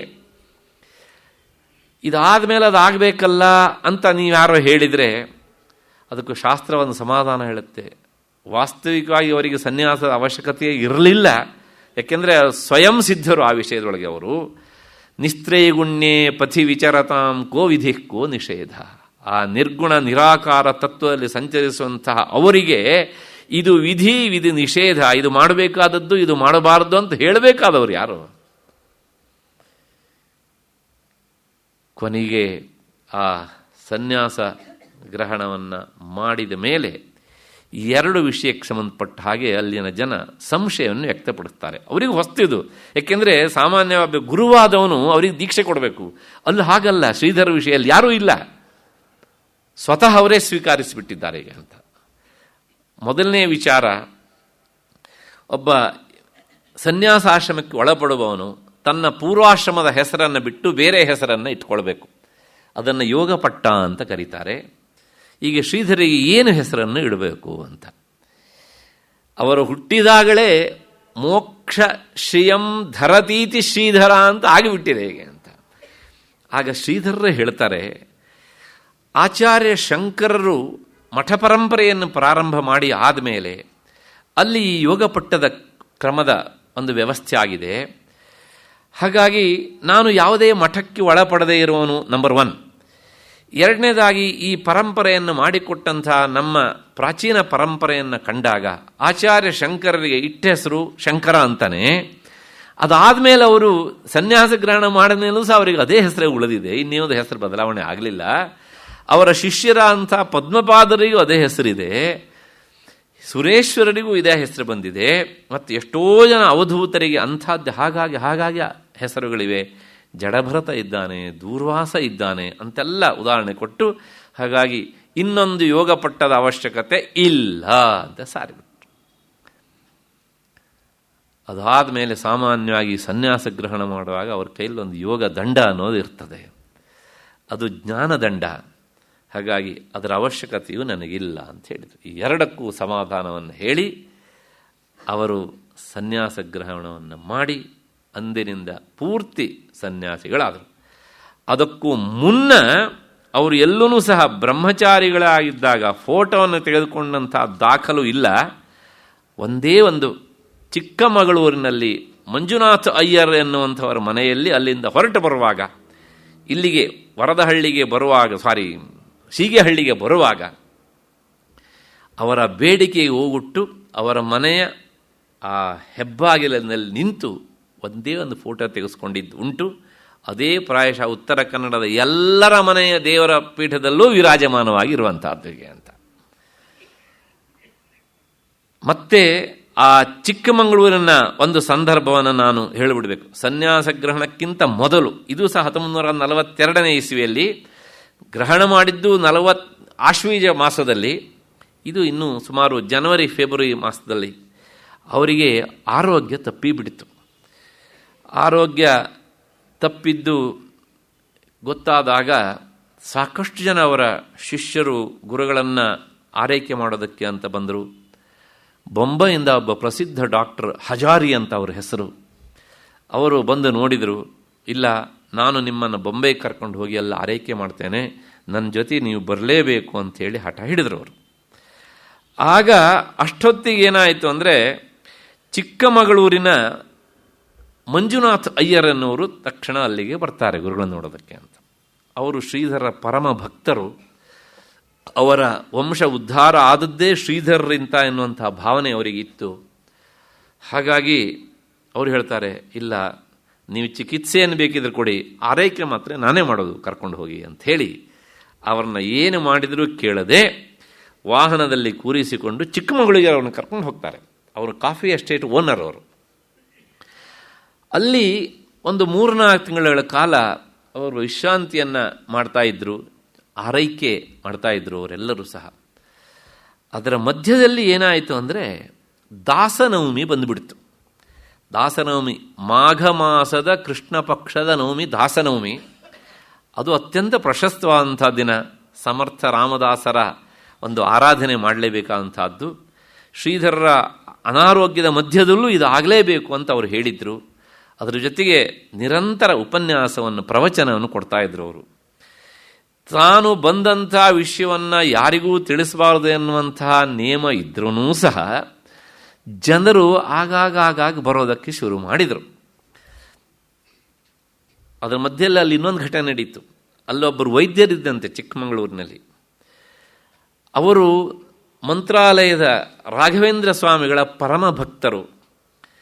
ಶ್ರೀಧರರು ಇಲ್ಲಿ ಬಂದು ಸುಮಾರು 1 ತಿಂಗಳ ಆದಮೇಲೆ ಅವರಿಗೆ ಬಿದ್ದಂಥ ಕನಸು, ನಾನು ನಿನ್ನ ಹತ್ತಿರಕ್ಕೆ ಬಂದಿದ್ದೇನೆ, ಆದರೆ ನೀನು ಯಾಕೆ ನನ್ನ ದರ್ಶನವನ್ನು ಮಾಡ್ತಾ ಇಲ್ಲ ಅಂತ ರಾಘವೇಂದ್ರ ಸ್ವಾಮಿಗಳು ಕನಸಲ್ಲಿ ಬಂದು ಹೇಳ್ದಂಗಾಯ್ತಂತೆ. ನಿನ್ನೆ ದಿವಸ ಒಂದು ಘಟನೆ ನಾನು ಹೇಳಿದ್ದೇನೆ ಸಾಗರದ, ಕೃಷ್ಣರಾಯರಿಗಾದಂಥದ್ದನ್ನು, ಇದು ಇನ್ನೊಬ್ಬ ವೈದ್ಯರಿಗಾದಂಥದ್ದು. ತಕ್ಷಣ ಮಾರನೇ ದಿವಸ ಎದ್ದು ಅವರು ವಿಚಾರ ಮಾಡ್ತಾರೆ, ಯಾರು ಬಂದಿದ್ದಾರೆ ನಮ್ಮ ಊರಿಗೆ ಮಹಾತ್ಮರು ಅಂತ. ಯಾಕೆಂದರೆ ಇವರು ಬಂದಂಥ ವಿಷಯ ರಹಸ್ಯವಾಗಿ ಇಡಬೇಕು ಅಂತ ಅವ್ರಿಗೆ ಹೇಳಿದರು ಅವರು. ಕೊನೆಗೆ ಪತ್ತೆ ಹಚ್ಚಿದ್ರು ಅಂತು. ತಮ್ಮ ಆ ಅಂದಿನ ವೈದ್ಯಕೀಯ ವೃತ್ತಿಯನ್ನು ಪೂರೈಸಿಕೊಂಡು ಆ ವೈದ್ಯಕೀಯ ಉಡುಗೆಯಿಂದಲೇ ನೇರವಾಗಿ ಬಂದುಬಿಟ್ರು. ಕೇಳಿದ್ರು ಅವ್ರ ಹತ್ರ, ಮೇಲಿದ್ದಾರೆ ಅಟ್ಟದ ಮೇಲೆ ಅಂತ ಹೇಳಿದರು. ಅದೇ ಉಡುಗೆಯಲ್ಲಿ ಹೋಗಿಬಿಟ್ಟಿದ್ದಾರೆ. ಮೊದಲ ದರ್ಶನ. ಅಟ್ಟ ಹತ್ತಿ ನೋಡಿದ್ದಾರೆ, ಅವರು ಧ್ಯಾನ ಸ್ಥಿತಿಯಲ್ಲಿದ್ದಾರೆ. ನೋಡಿದ ತಕ್ಷಣ ಗಾಬರಿ, ಭಯ, ಸಂತೋಷ, ತಪ್ಪಿನ ಪ್ರಜ್ಞೆ, ನಾನು ತಪ್ಪು ಮಾಡಿದೆ ಅನ್ನುವಂಥ ಭಾವನೆ. ದಳ ದಳ ದಳ ಹತ್ಕೊಂಡು ಕೆಳಗಿಳಿದ್ರು ಅವರು. ಇಳದ ಮೇಲೆ ತಕ್ಷಣ ಹೇಳ್ತಾರೆ, ನನಗೆ ದಯವಿಟ್ಟು ಒಂದು ಪಂಚೆ, ಒಂದು ಶಲ್ಯ ಇದ್ರೆ ಕೊಡಿ, ನಾನು ತಪ್ಪು ಮಾಡಿಬಿಟ್ಟಿದ್ದೇನೆ, ಈ ಉಡುಗೆಯಲ್ಲಿ ನಾನು ಹೋಗಿ ದರ್ಶನ ಮಾಡಬಾರ್ದಿತ್ತು ಅಂತ ಕೈಕಾಲು ತೊಳ್ಕೊಂಡು ಅದನ್ನು ಉಟ್ಕೊಂಡು ಹೋಗ್ತಾರೆ. ಅವರು ಬಹಿರ್ಮುಖರಾಗುವವರೆಗೂ ಅಲ್ಲಿಯೇ ಕುಳಿತಿರ್ತಾರೆ. ಮಧ್ಯದಲ್ಲಿ ಒಂದು ವಿಚಾರ ಹೇಳಿಬಿಡ್ತೇನೆ, ಏಕೆಂದರೆ ಬಹಳಷ್ಟು ಜನರಿಗೆ ಬರುವ ಸಂಶಯ ಇದು. ಎಷ್ಟೋ ದೇವಾಲಯಗಳಿಗೆ ಹೋಗಬೇಕಿದ್ರೂ ಬಟ್ಟೆಯನ್ನು ಬದಲಿಸಿಕೊಂಡು ಹೋಗಬೇಕು ಎನ್ನುವಂಥ ಒಂದು ನಿಯಮ ಉಂಟು. ಯಾಕೆ ಹೀಗೆ ಅಂತ ಒಂದು ಪ್ರಶ್ನೆ ಬಹಳಷ್ಟು ಜನರಿಗೆ ಕಾಡುತ್ತೆ. ಇತ್ತೀಚೆಗೆ ಕೆಲವು ದೇವಾಲಯಗಳು ಅದನ್ನು ನಿಯಮನೇ ಮಾಡಿಬಿಟ್ಟಿದ್ದಾರೆ ಅಂತ. ನಿಯಮ ಇರಲಿ, ಆದರೆ ಹಿಂದೂ ಇತ್ತು. ಅಭಿಜ್ಞಾನ ಶಾಕುಂತಲದಲ್ಲಿ ಕಣ್ವಾಶ್ರಮಕ್ಕೆ ಹೋಗಬೇಕಿದ್ರೆ ದುಷ್ಯಂತ ಮಹಾರಾಜ ಹೇಳ್ತಾನೆ, ಆಶ್ರಮದ ಗಡಿಯಲ್ಲಿ ನಿಂತು, ಇದೊಂದು ಆಶ್ರಮ, ವಿನೀತ ವೇಷೇನ ಪ್ರವೇಶಯಿತವ್ಯ ಆಶ್ರಮ ಅಂತ ಹೇಳ್ತಾನೆ ಅವನು. ಇಂಥ ಆಶ್ರಮದಲ್ಲಿ ಋಷಿಮುನಿಗಳಿರ್ತಾರೆ, ಸಾಧು ಸಂತರಿರ್ತಾರೆ, ಮಹಾತ್ಮರಿರ್ತಾರೆ. ಇಂಥವ್ರ ಹತ್ರ ಹೋಗಬೇಕಿದ್ರೆ ನಾವು ಅತ್ಯಂತ ವಿನೀತರಾಗಿ ನಮ್ಮ ಉಡುಗೆ ತೊಡುಗೆ ಆಭರಣ ಮತ್ತು ನಮ್ಮ ಅಂತಸ್ತನ್ನೆಲ್ಲ ಪಕ್ಕಕ್ಕೆ ಕಳಚಿಟ್ಟು ಹೋಗಬೇಕು ನಮಗೆ ಅಂತ ಕಾಳಿದಾಸ ದುಷ್ಯಂತನ ಮೂಲಕ ಹೇಳಿಸಿದಂಥ ಮಾತು. ಹಾಗೆಯೇ ದೇವಾಲಯಕ್ಕೆ ಅಥವಾ ದೇವತಾ ಸ್ವರೂಪರಂಥ ವ್ಯಕ್ತಿಗಳ ಹತ್ರ ಹೋಗಬೇಕಿದ್ರೆ ನಾವು ನಮ್ಮ ಎಲ್ಲ ಆಡಂಬರವನ್ನು ಕಳಚಿಟ್ಟು ಹೋಗಬೇಕು. ಆ ಹಿನ್ನೆಲೆಯಲ್ಲಿ ನಿರಾಡಂಬರರಾಗಿ ಹೋಗಬೇಕು ಅನ್ನೋದಕ್ಕೆ ಸಂಕೇತ ಬಟ್ಟೆಯನ್ನು ಕಳಚಿ ಹೋಗಿ ಅಂತ. ಯಾಕೆಂದರೆ ನಮಗೆ ಅದರ ಮೇಲೆ ಎಲ್ಲಿಲ್ಲದ ಪ್ರೀತಿ ನೋಡಿ ಅಲ್ವಾ. ಮನುಷ್ಯನಿಗೆ ಬಟ್ಟೆ ವಾಸ್ತವಿಕವಾಗಿ ಮಾನ ಮುಚ್ಚೋದಕ್ಕೆ ಬೇಕು. ಆದರೆ ಆ ಮಾನ ಮುಚ್ಚೋದಕ್ಕೆ ಬೇಕಾದಂಥ ಬಟ್ಟೆಯನ್ನು ನಾವು ಅಂತಸ್ತನ್ನು ಪ್ರದರ್ಶನ ಮಾಡಲಿಕ್ಕೆ ಉಪಯೋಗಿಸ್ತೇವೆ ಎಷ್ಟೋ ಸಲ. ಮತ್ತು ಕೆಲವು ಸಲ ಅದನ್ನು ಎಷ್ಟು ಬೇಕೋ ಅಷ್ಟು ಹಾಕಿಕೊಳ್ಳದೆ ಪ್ರದರ್ಶನ ಮಾಡುವುದೇ ಅಂತಸ್ತು ಅಂತ ಎಷ್ಟು ಜನ ಅಂದ್ಕೊಳ್ತಾರೆ. ಎರಡೂ ತಪ್ಪೆ. ನಮ್ಮ ದೇಹದ ಅಳತೆ ನಮಗೆ ಗೊತ್ತಿಲ್ಲದೆ ಇದ್ರೆ ಅದು ಆಭಾಸವೇ. ಹೀಗೆ ಈ ಎಲ್ಲ ಆಡಂಬರವನ್ನು ಕಳಚಿಟ್ಟು ಹೋಗಬೇಕು ಅನ್ನುವಂತಹ ಸಾಂಕೇತಿಕ ಅರ್ಥದಲ್ಲಿ ಬಟ್ಟೆಯನ್ನು ಬಿಟ್ಟು ಹೋಗು. ಅದರ ಅರ್ಥ ಈ ಹೊರಗಿನ ಬಟ್ಟೆ ಅಷ್ಟೇ ಅಲ್ಲ, ಇಂಥವ್ರ ಹತ್ರ ಹೋಗಬೇಕಿದ್ರೆ ದೇಹ ಭಾವನೆಯನ್ನು ಮರೆತು ಹೋಗು ಎನ್ನುವಂತಹದ್ದು ಅದರ ಅಂತಿಮವಾದ ಸಂದೇಶ. ಹಾಗಾಗಿ ಆ ವ್ಯವಸ್ಥೆ ಅದನ್ನು ಶ್ರೀಧರನ ನೋಡಿದ ತಕ್ಷಣ ಅವರಿಗೆ ತಲೆ ಮೇಲೆ ಹೊಡೆದಂಗಾಯ್ತು. ಅಷ್ಟೇ, ನಾನು ಅಪಚಾರ ಮಾಡಿಬಿಟ್ಟೆ ಅಂತೇಳಿ. ಆಮೇಲೆ ಹೋಗಿ ಅವರನ್ನು ದರ್ಶನ ಮಾಡ್ತಾರೆ. ಅವರಿಗೆ ಬಹಳ ಸಮಾಧಾನ, ಸಂತೋಷ ಆಗುತ್ತೆ. ಕೊನೆಯವರೆಗೂ ಶ್ರೀಧರರ ಭಕ್ತ ಕೋಟೆಯಲ್ಲಿ ಅವರೊಬ್ಬರಾಗಿ ಉಳಿದುಬಿಟ್ರು. ಇದು ಒಂದು ಘಟನೆ. ಆದರೆ ಅಲ್ಲಿನ ಇನ್ನೊಂದು ಪ್ರಸಂಗ, ಆ ದಾಸನವಮಿ ಬರ್ತಾ ಇದೆ ಅಂತ ನಾನು ಹೇಳಿದ್ದೇನೆ. ಶ್ರೀಧರರು ಹೇಳಿದ್ದಾರೆ ಯಾರಿಗೂ ವಿಷಯ ತಿಳಿಸಬಾರದು ಅಂತ. ಆದರೂ ಒಂದೊಂದೇ ಘಟನೆ ನಡೀತಾ ಇದೆ. ದಿನದಿಂದ ದಿನಕ್ಕೆ ಜನ ಬರ್ತಾ ಇದ್ದಾರೆ. ಯಾಕೆ ಅಂದರೆ ಕಸ್ತೂರಿಯನ್ನು ಎಲ್ಲಿ ಹೋದರೂ ಮುಚ್ಚಿಡೋಕ್ಕಾಗತ್ತಾ? ನೀವು ಮುಚ್ಚಿಟ್ರು ಅಂತ ಇಟ್ಕೊಳ್ಳಿ, ಅದರ ಕಂಪು ಬರದೇ ಇರುತ್ತಾ? ಸೂರ್ಯನ ಬೆಳಕನ್ನು ಎಷ್ಟು ಅಂತ ತಡಿತೀರ ನೀವು ಅಲ್ವಾ? ಹಾಗಾಯಿತು. ಜನ ತಂಡೋಪತಂಡವಾಗಿ ಬರೋದಕ್ಕೆ ಪ್ರಾರಂಭ ಮಾಡಿದರು. ಉಪನ್ಯಾಸಕ್ಕೆ ಬರ್ತಾ ಇದ್ದರು. ಆ ದಾಸನವಮಿಯ ಕಾರ್ಯಕ್ರಮದಲ್ಲಿ ಭಾಗವಹಿಸಿದಂಥ ಎಲ್ಲರಿಗೂ ಸಹ ಪ್ರಸಾದವನ್ನು ತೆಗೆದುಕೊಂಡು ಹೋಗಬೇಕು ಎನ್ನುವಂತಹದ್ದು ಅಪ್ಪಣೆ ಆಗಿಬಿಟ್ಟಿತ್ತು. ಕೊನೆಗೆ ಏನಾಯಿತು ಕೇಳಿದರೆ, ಆ ದಾಸನವಮಿಯ ಕೊನೆಯ ದಿವಸ ಮಂಜುನಾಥ್ ಅಯ್ಯರಿಗೆ ಎದೆಯಲ್ಲಿ ಢಕ್ಟಕಿ ಶುರುವಾಯಿತು. ಬರುವ ಜನರನ್ನು ಕಂಡು ಇದೇನು ಅಚ್ಚರಿ ಅಲ್ಲ. ಅಂತಹ ಮಹಾತ್ಮರ ಸನ್ನಿಧಿಗೆ ಇಷ್ಟೊಂದು ಜನ ಪುಂಖಾನುಪುಂಖವಾಗಿ ಬಂದಿದ್ದನ್ನು ನೋಡಿ ಅವರಿಗೆ ಅನ್ನಿಸ್ತಂತೆ, ಇವತ್ತು ಊಟ ಖಂಡಿತವಾಗಿಯೂ ನನ್ನ ಹತ್ರ ಹಾಕ್ಲಿಕ್ಕೆ ಆಗೋಲ್ಲ. ಮಾಡಿದ ಅಡಿಗೆ ಮಾಡಲಿಕ್ಕಿರುವಂಥ ಪದಾರ್ಥಗಳ ಗಾತ್ರ ಎರಡೂ ಸಹ ಚಿಕ್ಕದು ಆಗೋದಿಲ್ಲ ಅಂತ. ಆಗ ಅವರು ಬಂದು ಹೇಳಿದ್ರಂತೆ, ನನ್ನಿಂದ ಇವತ್ತು ಅಪಚಾರ ಆಗಿಬಿಡುತ್ತೆ ಅನ್ನೋ ಗೊತ್ತಿಲ್ಲ, ಪ್ರಸಾದ ಆಗಬೇಕು ಅಂತ ತಾವು ಹೇಳಿದ್ದೀರಿ ಎಲ್ಲರಿಗೂ, ನನ್ನ ಕೈಮೀರಿ ಮಾಡಿದ್ದೇನೆ. ಆದರೆ ಜನಸಂಖ್ಯೆಯನ್ನು ನೋಡಿದರೆ ನನಗೆ ಎಲ್ಲೋ ಒಂದು ಕಡೆಗೆ ನನ್ನ ಹತ್ರ ಆಗ್ತಾ ಇಲ್ಲ ಅಂತ ಅನ್ನಿಸ್ತಾ ಇದೆ ಅಂತ. ಶ್ರೀಧರರು ನೋಡಿದ್ರಂತೆ, ಯೋಚನೆ ಮಾಡಿಬಿಡಿ, ನಾನಿದ್ದೇನೆ ಅಂತ ಹೇಳಿ ಇನ್ನೇನು ಪೂಜೆ ಎಲ್ಲ ಮುಗಿದ್ಮೇಲೆ ಪ್ರಸಾದ ಹಂಚಬೇಕು. ಆ ಹೊತ್ತಿಗೆ ನೇರವಾಗಿ ಆ ಪಾಕಶಾಲೆಗೆ ಬಂದು ಹೇಳ್ತಾರೆ ಅವರು ಪಾಚಕನ ಹತ್ರ, ಅಡುಗೆ ಮಾಡೋನ ಹತ್ರ, ಏನೇನು ಅಡುಗೆ ಮಾಡಿದ್ದೀಯೆ ಅಷ್ಟನ್ನು ಒಂದು ಕಡೆಗೆ ಇಟ್ಟುಬಿಡು, ಆ ಪಾತ್ರೆ ಮುಚ್ಚಲ ತೆಗೆದು ಇಟ್ಬಿಡು ಹೀಗೆ ಅಂತ. ಎಲ್ಲವನ್ನೂ ಇಡಬೇಕು, ಹಾಲು, ಮಜ್ಜಿಗೆ, ತುಪ್ಪ, ನೀನು ಮಾಡಿದ ಎಲ್ಲ ಪರಿಕರಗಳನ್ನು ಇಟ್ಬಿಡ್ಬೇಕು ಹೀಗೆ ಅಂತ. ಇಟ್ಟಾದ ಮೇಲೆ ತಮ್ಮ ಮೇಲು ಹೊದಿಕೆ ಏನಿತ್ತಲ್ಲ ಅದನ್ನು ಪೂರ್ತಿ ಹಾಕಿ ಮುಚ್ಚು ಅಂತ ಹೇಳಿದ್ರಂತೆ. ತಮ್ಮ ಮೈ ಮೇಲಿದ್ದನ್ನು ಮುಚ್ಚಿದರು. ತಮ್ಮ ಕಮಂಡಲ ಜಲವನ್ನು ಪ್ರೋಕ್ಷಣೆ ಮಾಡಿದರು. 3 ನಿಮಿಷ ಕಣ್ಣು ಮುಚ್ಚಿದರು. ಆಮೇಲೆ ಅದನ್ನು ತೆಗೆದರು, ಕೊಟ್ಟರು ಶಿಷ್ಯನಿಗೆ, ಇದನ್ನು ತಗೊಂಡು ಹೋಗು ಅಂಥೇಳಿ ಹೇಳ್ತಾರೆ. ಇದನ್ನು ಎಲ್ಲರಿಗೂ ಬಡಿಸಿ ಏನು ಯೋಚನೆ ಮಾಡಿ ಒಂದು ಅಗಳೂ ಸಹ ಕಡಿಮೆ ಆಗೋಲ್ಲ. ಆದರೆ ಒಂದು, ಇವರೆಲ್ಲರಿಗೂ ಆದ ಮೇಲೆ ನಾನು ಪ್ರಸಾದ ಸ್ವೀಕಾರ ಮಾಡೋದು ಇವತ್ತು. ಹಾಗೇ ಮಾಡಿದರು. ಉಲ್ಲೇಖ ಮಾಡ್ತಾರೆ ಅವರು, ಕೊನೆಯ ವ್ಯಕ್ತಿಗೆ ಬಡಿಸುವಾಗ, ಆ ಮೊದಲ ವ್ಯಕ್ತಿಗೆ ಬಡಿಸುವಾಗ ಪಾತ್ರೆಯಲ್ಲಿ ಎಷ್ಟಿತ್ತೋ ಅಷ್ಟು ಹಾಗೆ ಇತ್ತುವಂತೆ.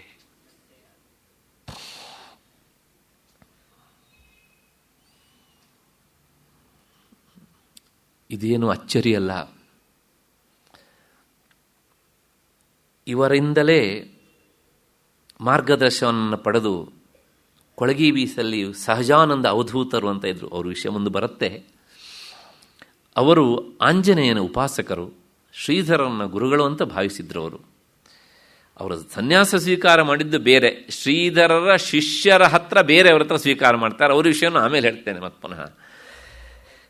ಆ ಕೊಳಗಿ ಬೀಸಲ್ಲಿ ಅವರು ಚಂಪಾಷಷ್ಠಿಯಲ್ಲಿ ವಿಶೇಷವಾಗಿ ದೀಪಾರಾಧನೆ ಕಾರ್ಯಕ್ರಮ ಮತ್ತು ಹನುಮತ್ ಜಯಂತಿಯ ಸಂದರ್ಭದಲ್ಲಿ ಒಂದು ಬೋಳು ಗುಡ್ಡ, ಅದು ರಸ್ತೆಯ ಪಕ್ಕದಲ್ಲಿ ಇರುವಂಥದ್ದು, ಅಲ್ಲಿನ ಆಂಜನೇಯನ ವಿಗ್ರಹ ನಾರದರಿಂದ ಪ್ರತಿಷ್ಠಿತವಾದ ಅನ್ನುವಂಥ ಒಂದು ಪ್ರತೀತಿ ಉಂಟು.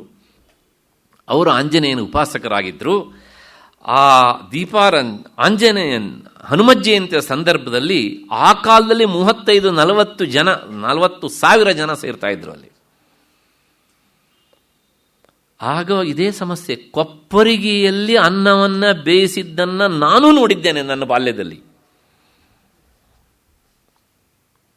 ಎಷ್ಟು ಮಾಡಿದರೂ ಸಹ ಇಂಥ ಸಂದರ್ಭದಲ್ಲಿ ಎಷ್ಟು ಜನ ಆಗ್ತಾರೆ ಅಂತ ಅಳೆದು ತೂಗಿ ಕರಾರುವಾಕ್ಕಾಗಿ ಮಾಡೋದಕ್ಕೆ ಆಗೋದಿಲ್ಲ. ಕೊನೆಗೆ ಅವರು ಬಂದು ಕೈ ಕಟ್ಟಿ ನಿಂತ್ಕೊಳ್ಳೋದು, ಇಷ್ಟು ಮಾಡಿದ್ದೇವೆ ಏನಾಗುತ್ತೋ ಏನೋ ಅಂತ. ಅವರು ಶ್ರೀಧರರ ಶಿಷ್ಯ ಕೋಟಿಯಲ್ಲಿ ಬಂದಂಥವರು. ನಾನು ಬರ್ತೇನೆ ನಡೀರಿ ಅಂಥೇಳಿ ಒಂದು ತೆಂಗಿನಕಾಯನ್ನು ತಗೊಂಡು ಒಡೆದು ಆ ಅನ್ನವನ್ನು ಮಾಡಿದಂಥ ಕೊಪ್ಪರಿಗೆ ಪಾತ್ರೆ ಅದನ್ನು ಹಾಕಿ 2 ನಿಮಿಷ ಕಣ್ಣು ಮುಚ್ಚವರು, ತಗೊಂಡೆ ಪ್ರಸಾದ ಬಡಿಸಿ ಅಂತ. ಅದರ ಒಂದು ಕೊನೆಯವರೆಗೆ ಆ ತೆಂಗಿನಕಾಯಲ್ಲಿ ಇರಬೇಕು, ಅಷ್ಟೇ ಮುಗಿದಾಯ್ತು.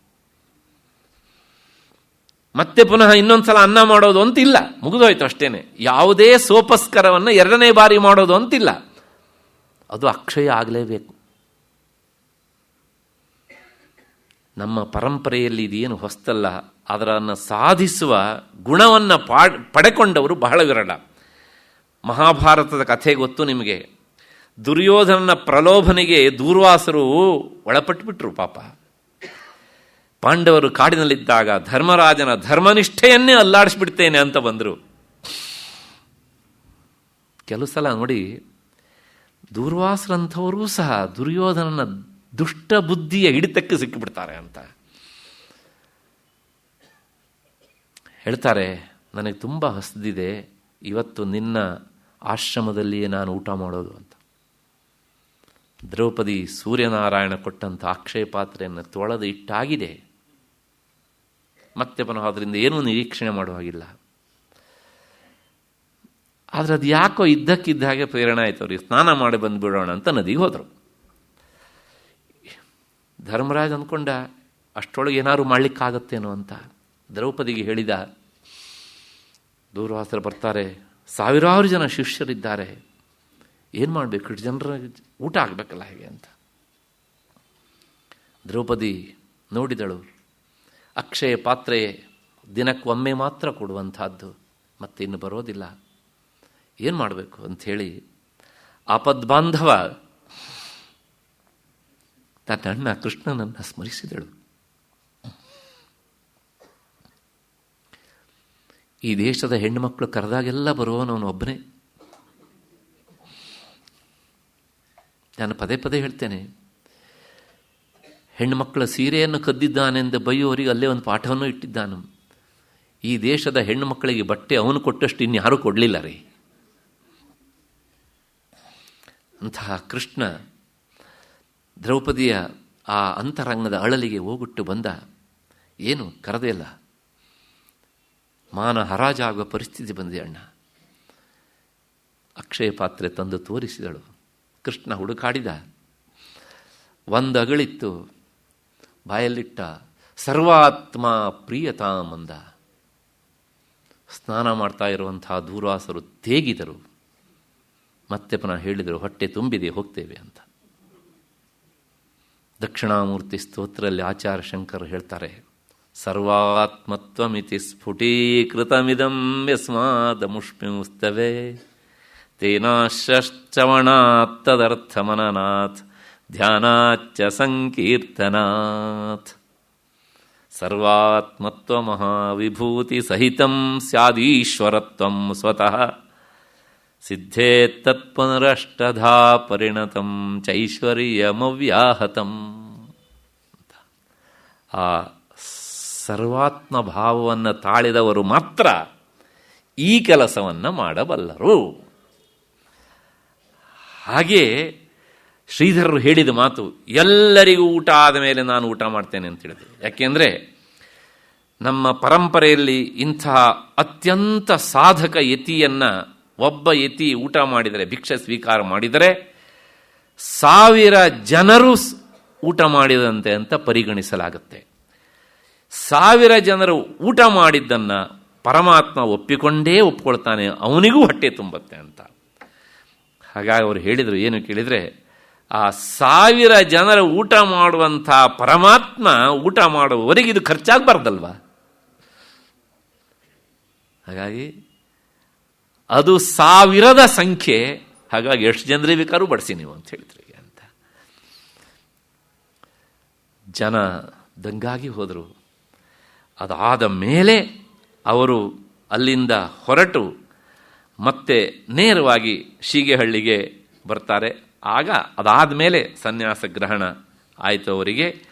ಹೀಗೆ ಆ ಶೀಗೆಹಳ್ಳಿಗೆ ಬಂದ ಮೇಲೆ ಮತ್ತೆ ಪುನಃ ಅವರು ಆ ಸನ್ಯಾಸ ಗ್ರಹಣವನ್ನು ಮಾಡ್ತಾರಲ್ಲ, ಆ ಸನ್ಯಾಸ ಗ್ರಹಣ, ನಾನು ಮತ್ತದೇ ವಿಷಯಕ್ಕೆ ಬರ್ತಿದ್ದೇನೆ.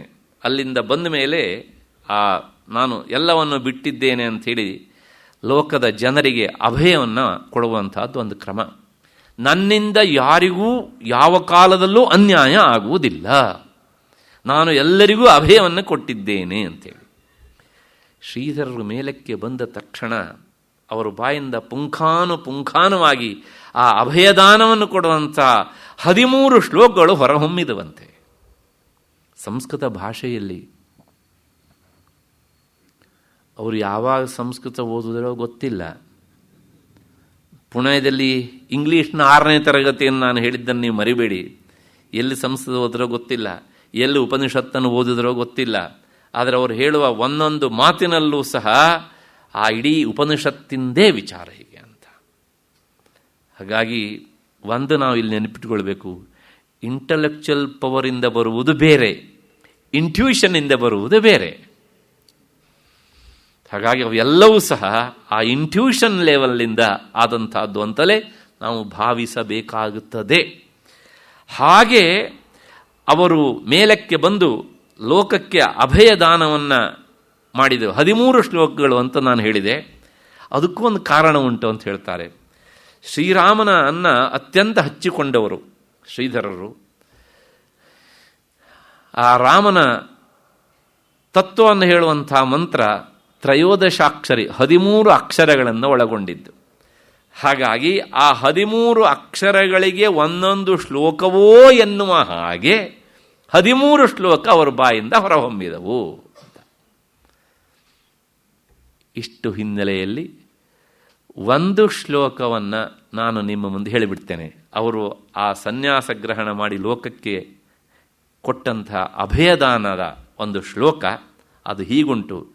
ಏನು ಅಂದರೆ, ನಸ್ತ್ರೀನೈವ ಪುಮಾನ್ ಅಕಾಯ ಇತಿಯೋ ಹ್ಯಾತ್ಮ ಚ ಸರ್ವಾಂತರಃ ಗೋತ್ರಂ ತಸ್ಯ ನ ಲಿಂಗಮಸ್ತಿ ನ ತಥಾ ವರ್ಣೋ ನೋ ವಾಶ್ರಮಃ ತದ್ಬ್ರಹ್ಮೈವ ಸನಾತರಂ ವಿಭುರಹಂ ಜ್ಞಾತಂಚ ಯಸ್ಮಾದತಃ ಸರ್ವೇಭ್ಯೋಪ್ಯಭಯಂ ತನೋಮಿ ಕುಶಲಂ ಬ್ರಹ್ಮಾಭಯಂ ವೈಯತಃ ಸರ್ವೇಭ್ಯೋಪ್ಯಭಯಂ ತನೋಮಿ ಕುಶಲಂ ಬ್ರಹ್ಮಾಭಯಂ ವೈಯತಃ. ಈ ಕೊನೆಯ ಸಾಲು ಎಲ್ಲ ಶ್ಲೋಕಗಳಲ್ಲೂ ಸಮಾನ. ನಾನು ಎಲ್ಲರಿಗೂ ಅಭಯವನ್ನು ಕೊಟ್ಟಿದ್ದೇನೆ, ಯಾಕೆಂದರೆ ನಾನು ಪರಬ್ರಹ್ಮ ಸ್ವರೂಪದಲ್ಲಿ ನಿಂತಿದ್ದೇನೆ. ಏನು ಹೇಳ್ತಾರೆ? ಆತ್ಮತತ್ವವನ್ನು ಕುರಿತು ಹೇಳಿದಂಥ ಮಾತು. ನನ್ನ ಸ್ವರೂಪ ಎಂಥದ್ದು ಅಂದರೆ ನ ಸ್ತ್ರೀ. ಆತ್ಮವಸ್ತು ಹೆಣ್ಣು ಗಂಡು? ನ ಸ್ತ್ರೀ, ಹೆಣ್ಣಲ್ಲ. ತಕ್ಷಣ ನಮ್ಮ ಜಾತಿಯವರು ಹೇಳ್ತಾರೆ, ಹಾಗಿದ್ರೆ ಗಂಡೆ ಅವನು, ಹೆಣ್ಣಲ್ಲ ಅಂದರೆ ಗಂಡು ಆಗಬೇಕಲ್ವ ಅವನು ಅಂದರೆ. ತಕ್ಷಣ ಹೇಳ್ತಾನೆ ನ ಪುಮಾನ್, ಅವನು ಗಂಡಸೂ ಅಲ್ಲ. ಮತ್ತೆ ಹೇಗಿದ್ದಾನ್ರಿ ಅವನು ಅಂದರೆ ಅಕಾಯ, ಅವನಿಗೆ ದೇಹ ಇಲ್ಲ. ಆತ್ಮವಸ್ತುವಿಗೆ ನಿರ್ದಿಷ್ಟವಾದ ದೇಹ ಇಲ್ಲ. ಅಂದರೆ ಸ್ತ್ರೀ ದೇಹದಲ್ಲಿ ಇದ್ದರೆ ಅವನನ್ನು ಸ್ತ್ರೀ ಅಂತ ಗುರುತಿಸ್ತಾರೆ, ಪುರುಷ ದೇಹದಲ್ಲಿ ಇದ್ದರೆ ಅವನನ್ನು ಪುರುಷ ಅಂತ ಕರೀತಾರೆ. ಈ ಮಾತನ್ನು ಹೇಳಬೇಕಿದ್ರೆ ಅವರಿಗೆ ಅಧ್ಯಯನ ಮಾಡಿದಂಥ ಉಪನಿಷತ್ತು ಹಾಗಾಗಿ ಮನಸ್ಸಿಗೆ ಬಂದಾಗ ಕಾಣುತ್ತೆ. ಉಪನಿಷತ್ತು ಹೇಳುತ್ತೆ ಏನು ಅಂದರೆ,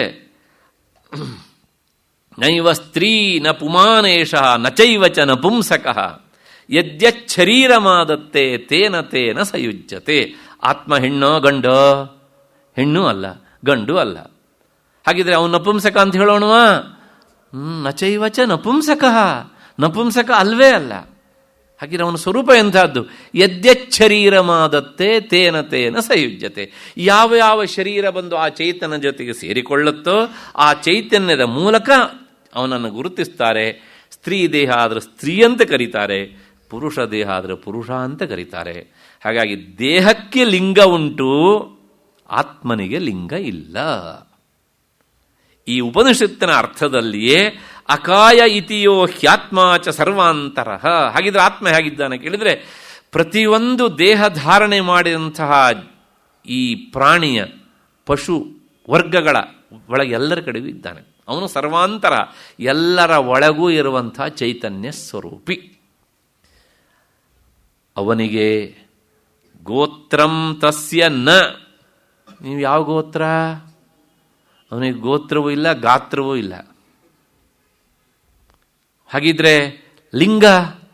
ಲಿಂಗವೂ ಇಲ್ಲ. ನ ತಥಾ ವರ್ಣ. ಯಾವುದಾದ್ರೂ ವರ್ಣ ಉಂಟ? ಬ್ರಾಹ್ಮಣ, ಕ್ಷತ್ರಿಯ, ವೈಶ್ಯ, ಶೂದ್ರ, 100 ವರ್ಣಗಳಿದ್ದಾವಲ್ಲ, ಯಾವುದಾದ್ರು ವರ್ಣ ಉಂಟ ಕೇಳಿದರೆ ಅದು ಯಾವುದೂ ಇಲ್ಲ. ಮತ್ತು ಯಾವುದಾದ್ರು ಆಶ್ರಮ, ಬ್ರಹ್ಮಚರ್ಯ ಆಶ್ರಮದಲ್ಲಿ ಮಾತ್ರ, ಗೃಹಸ್ಥಾಶ್ರಮದಲ್ಲಿ ಮಾತ್ರ, ಆಶ್ರಮಾತೀತ ಅಂಥವನು.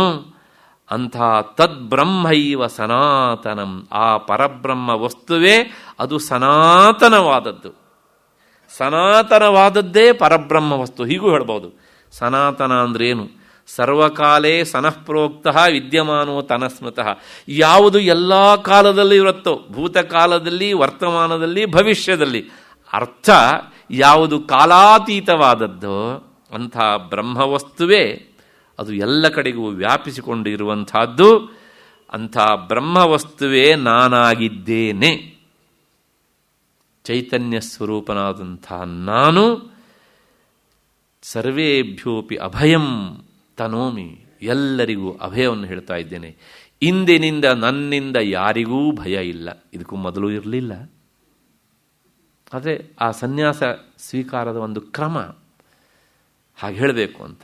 ನನಗೆ ಯಾರು ಅನ್ಯಾಯ ಮಾಡಿದರೂ ನಾನು ಅವರಿಗೆ ಅನ್ಯಾಯ ಎಸಗುವುದಿಲ್ಲ ಎನ್ನುವಂಥ ಹಿನ್ನೆಲೆಯಲ್ಲಿ ಹೀಗೆ ಅವರು ಅಭಯದಾನವನ್ನು ಮಾಡ್ತಾರೆ. 13 ಶ್ಲೋಕಗಳು.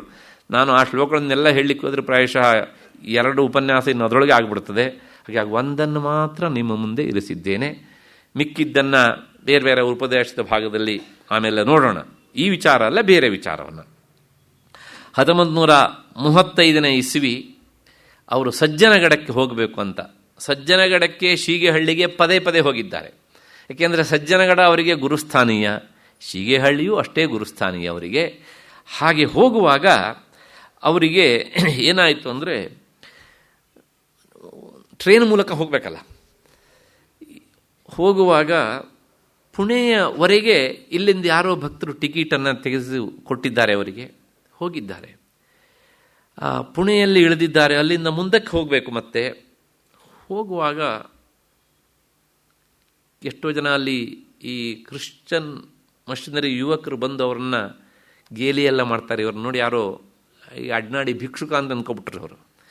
ಆಮೇಲೆ ತಕ್ಷಣ ಶ್ರೀಧರರು ಕೇಳುವಷ್ಟೆಲ್ಲ ಕೇಳಿ ಆದಮೇಲೆ ಇಂಗ್ಲೀಷಲ್ಲಿ ಅವರಿಗೆ ಉತ್ತರ ಕೊಡೋದಕ್ಕೆ ಶುರು ಮಾಡ್ತಾರೆ. ಇವರು ಇಂಗ್ಲೀಷನ್ನು ನೋಡಿ ದಂಗಾಗ್ಬಿಟ್ರು ಅವರು.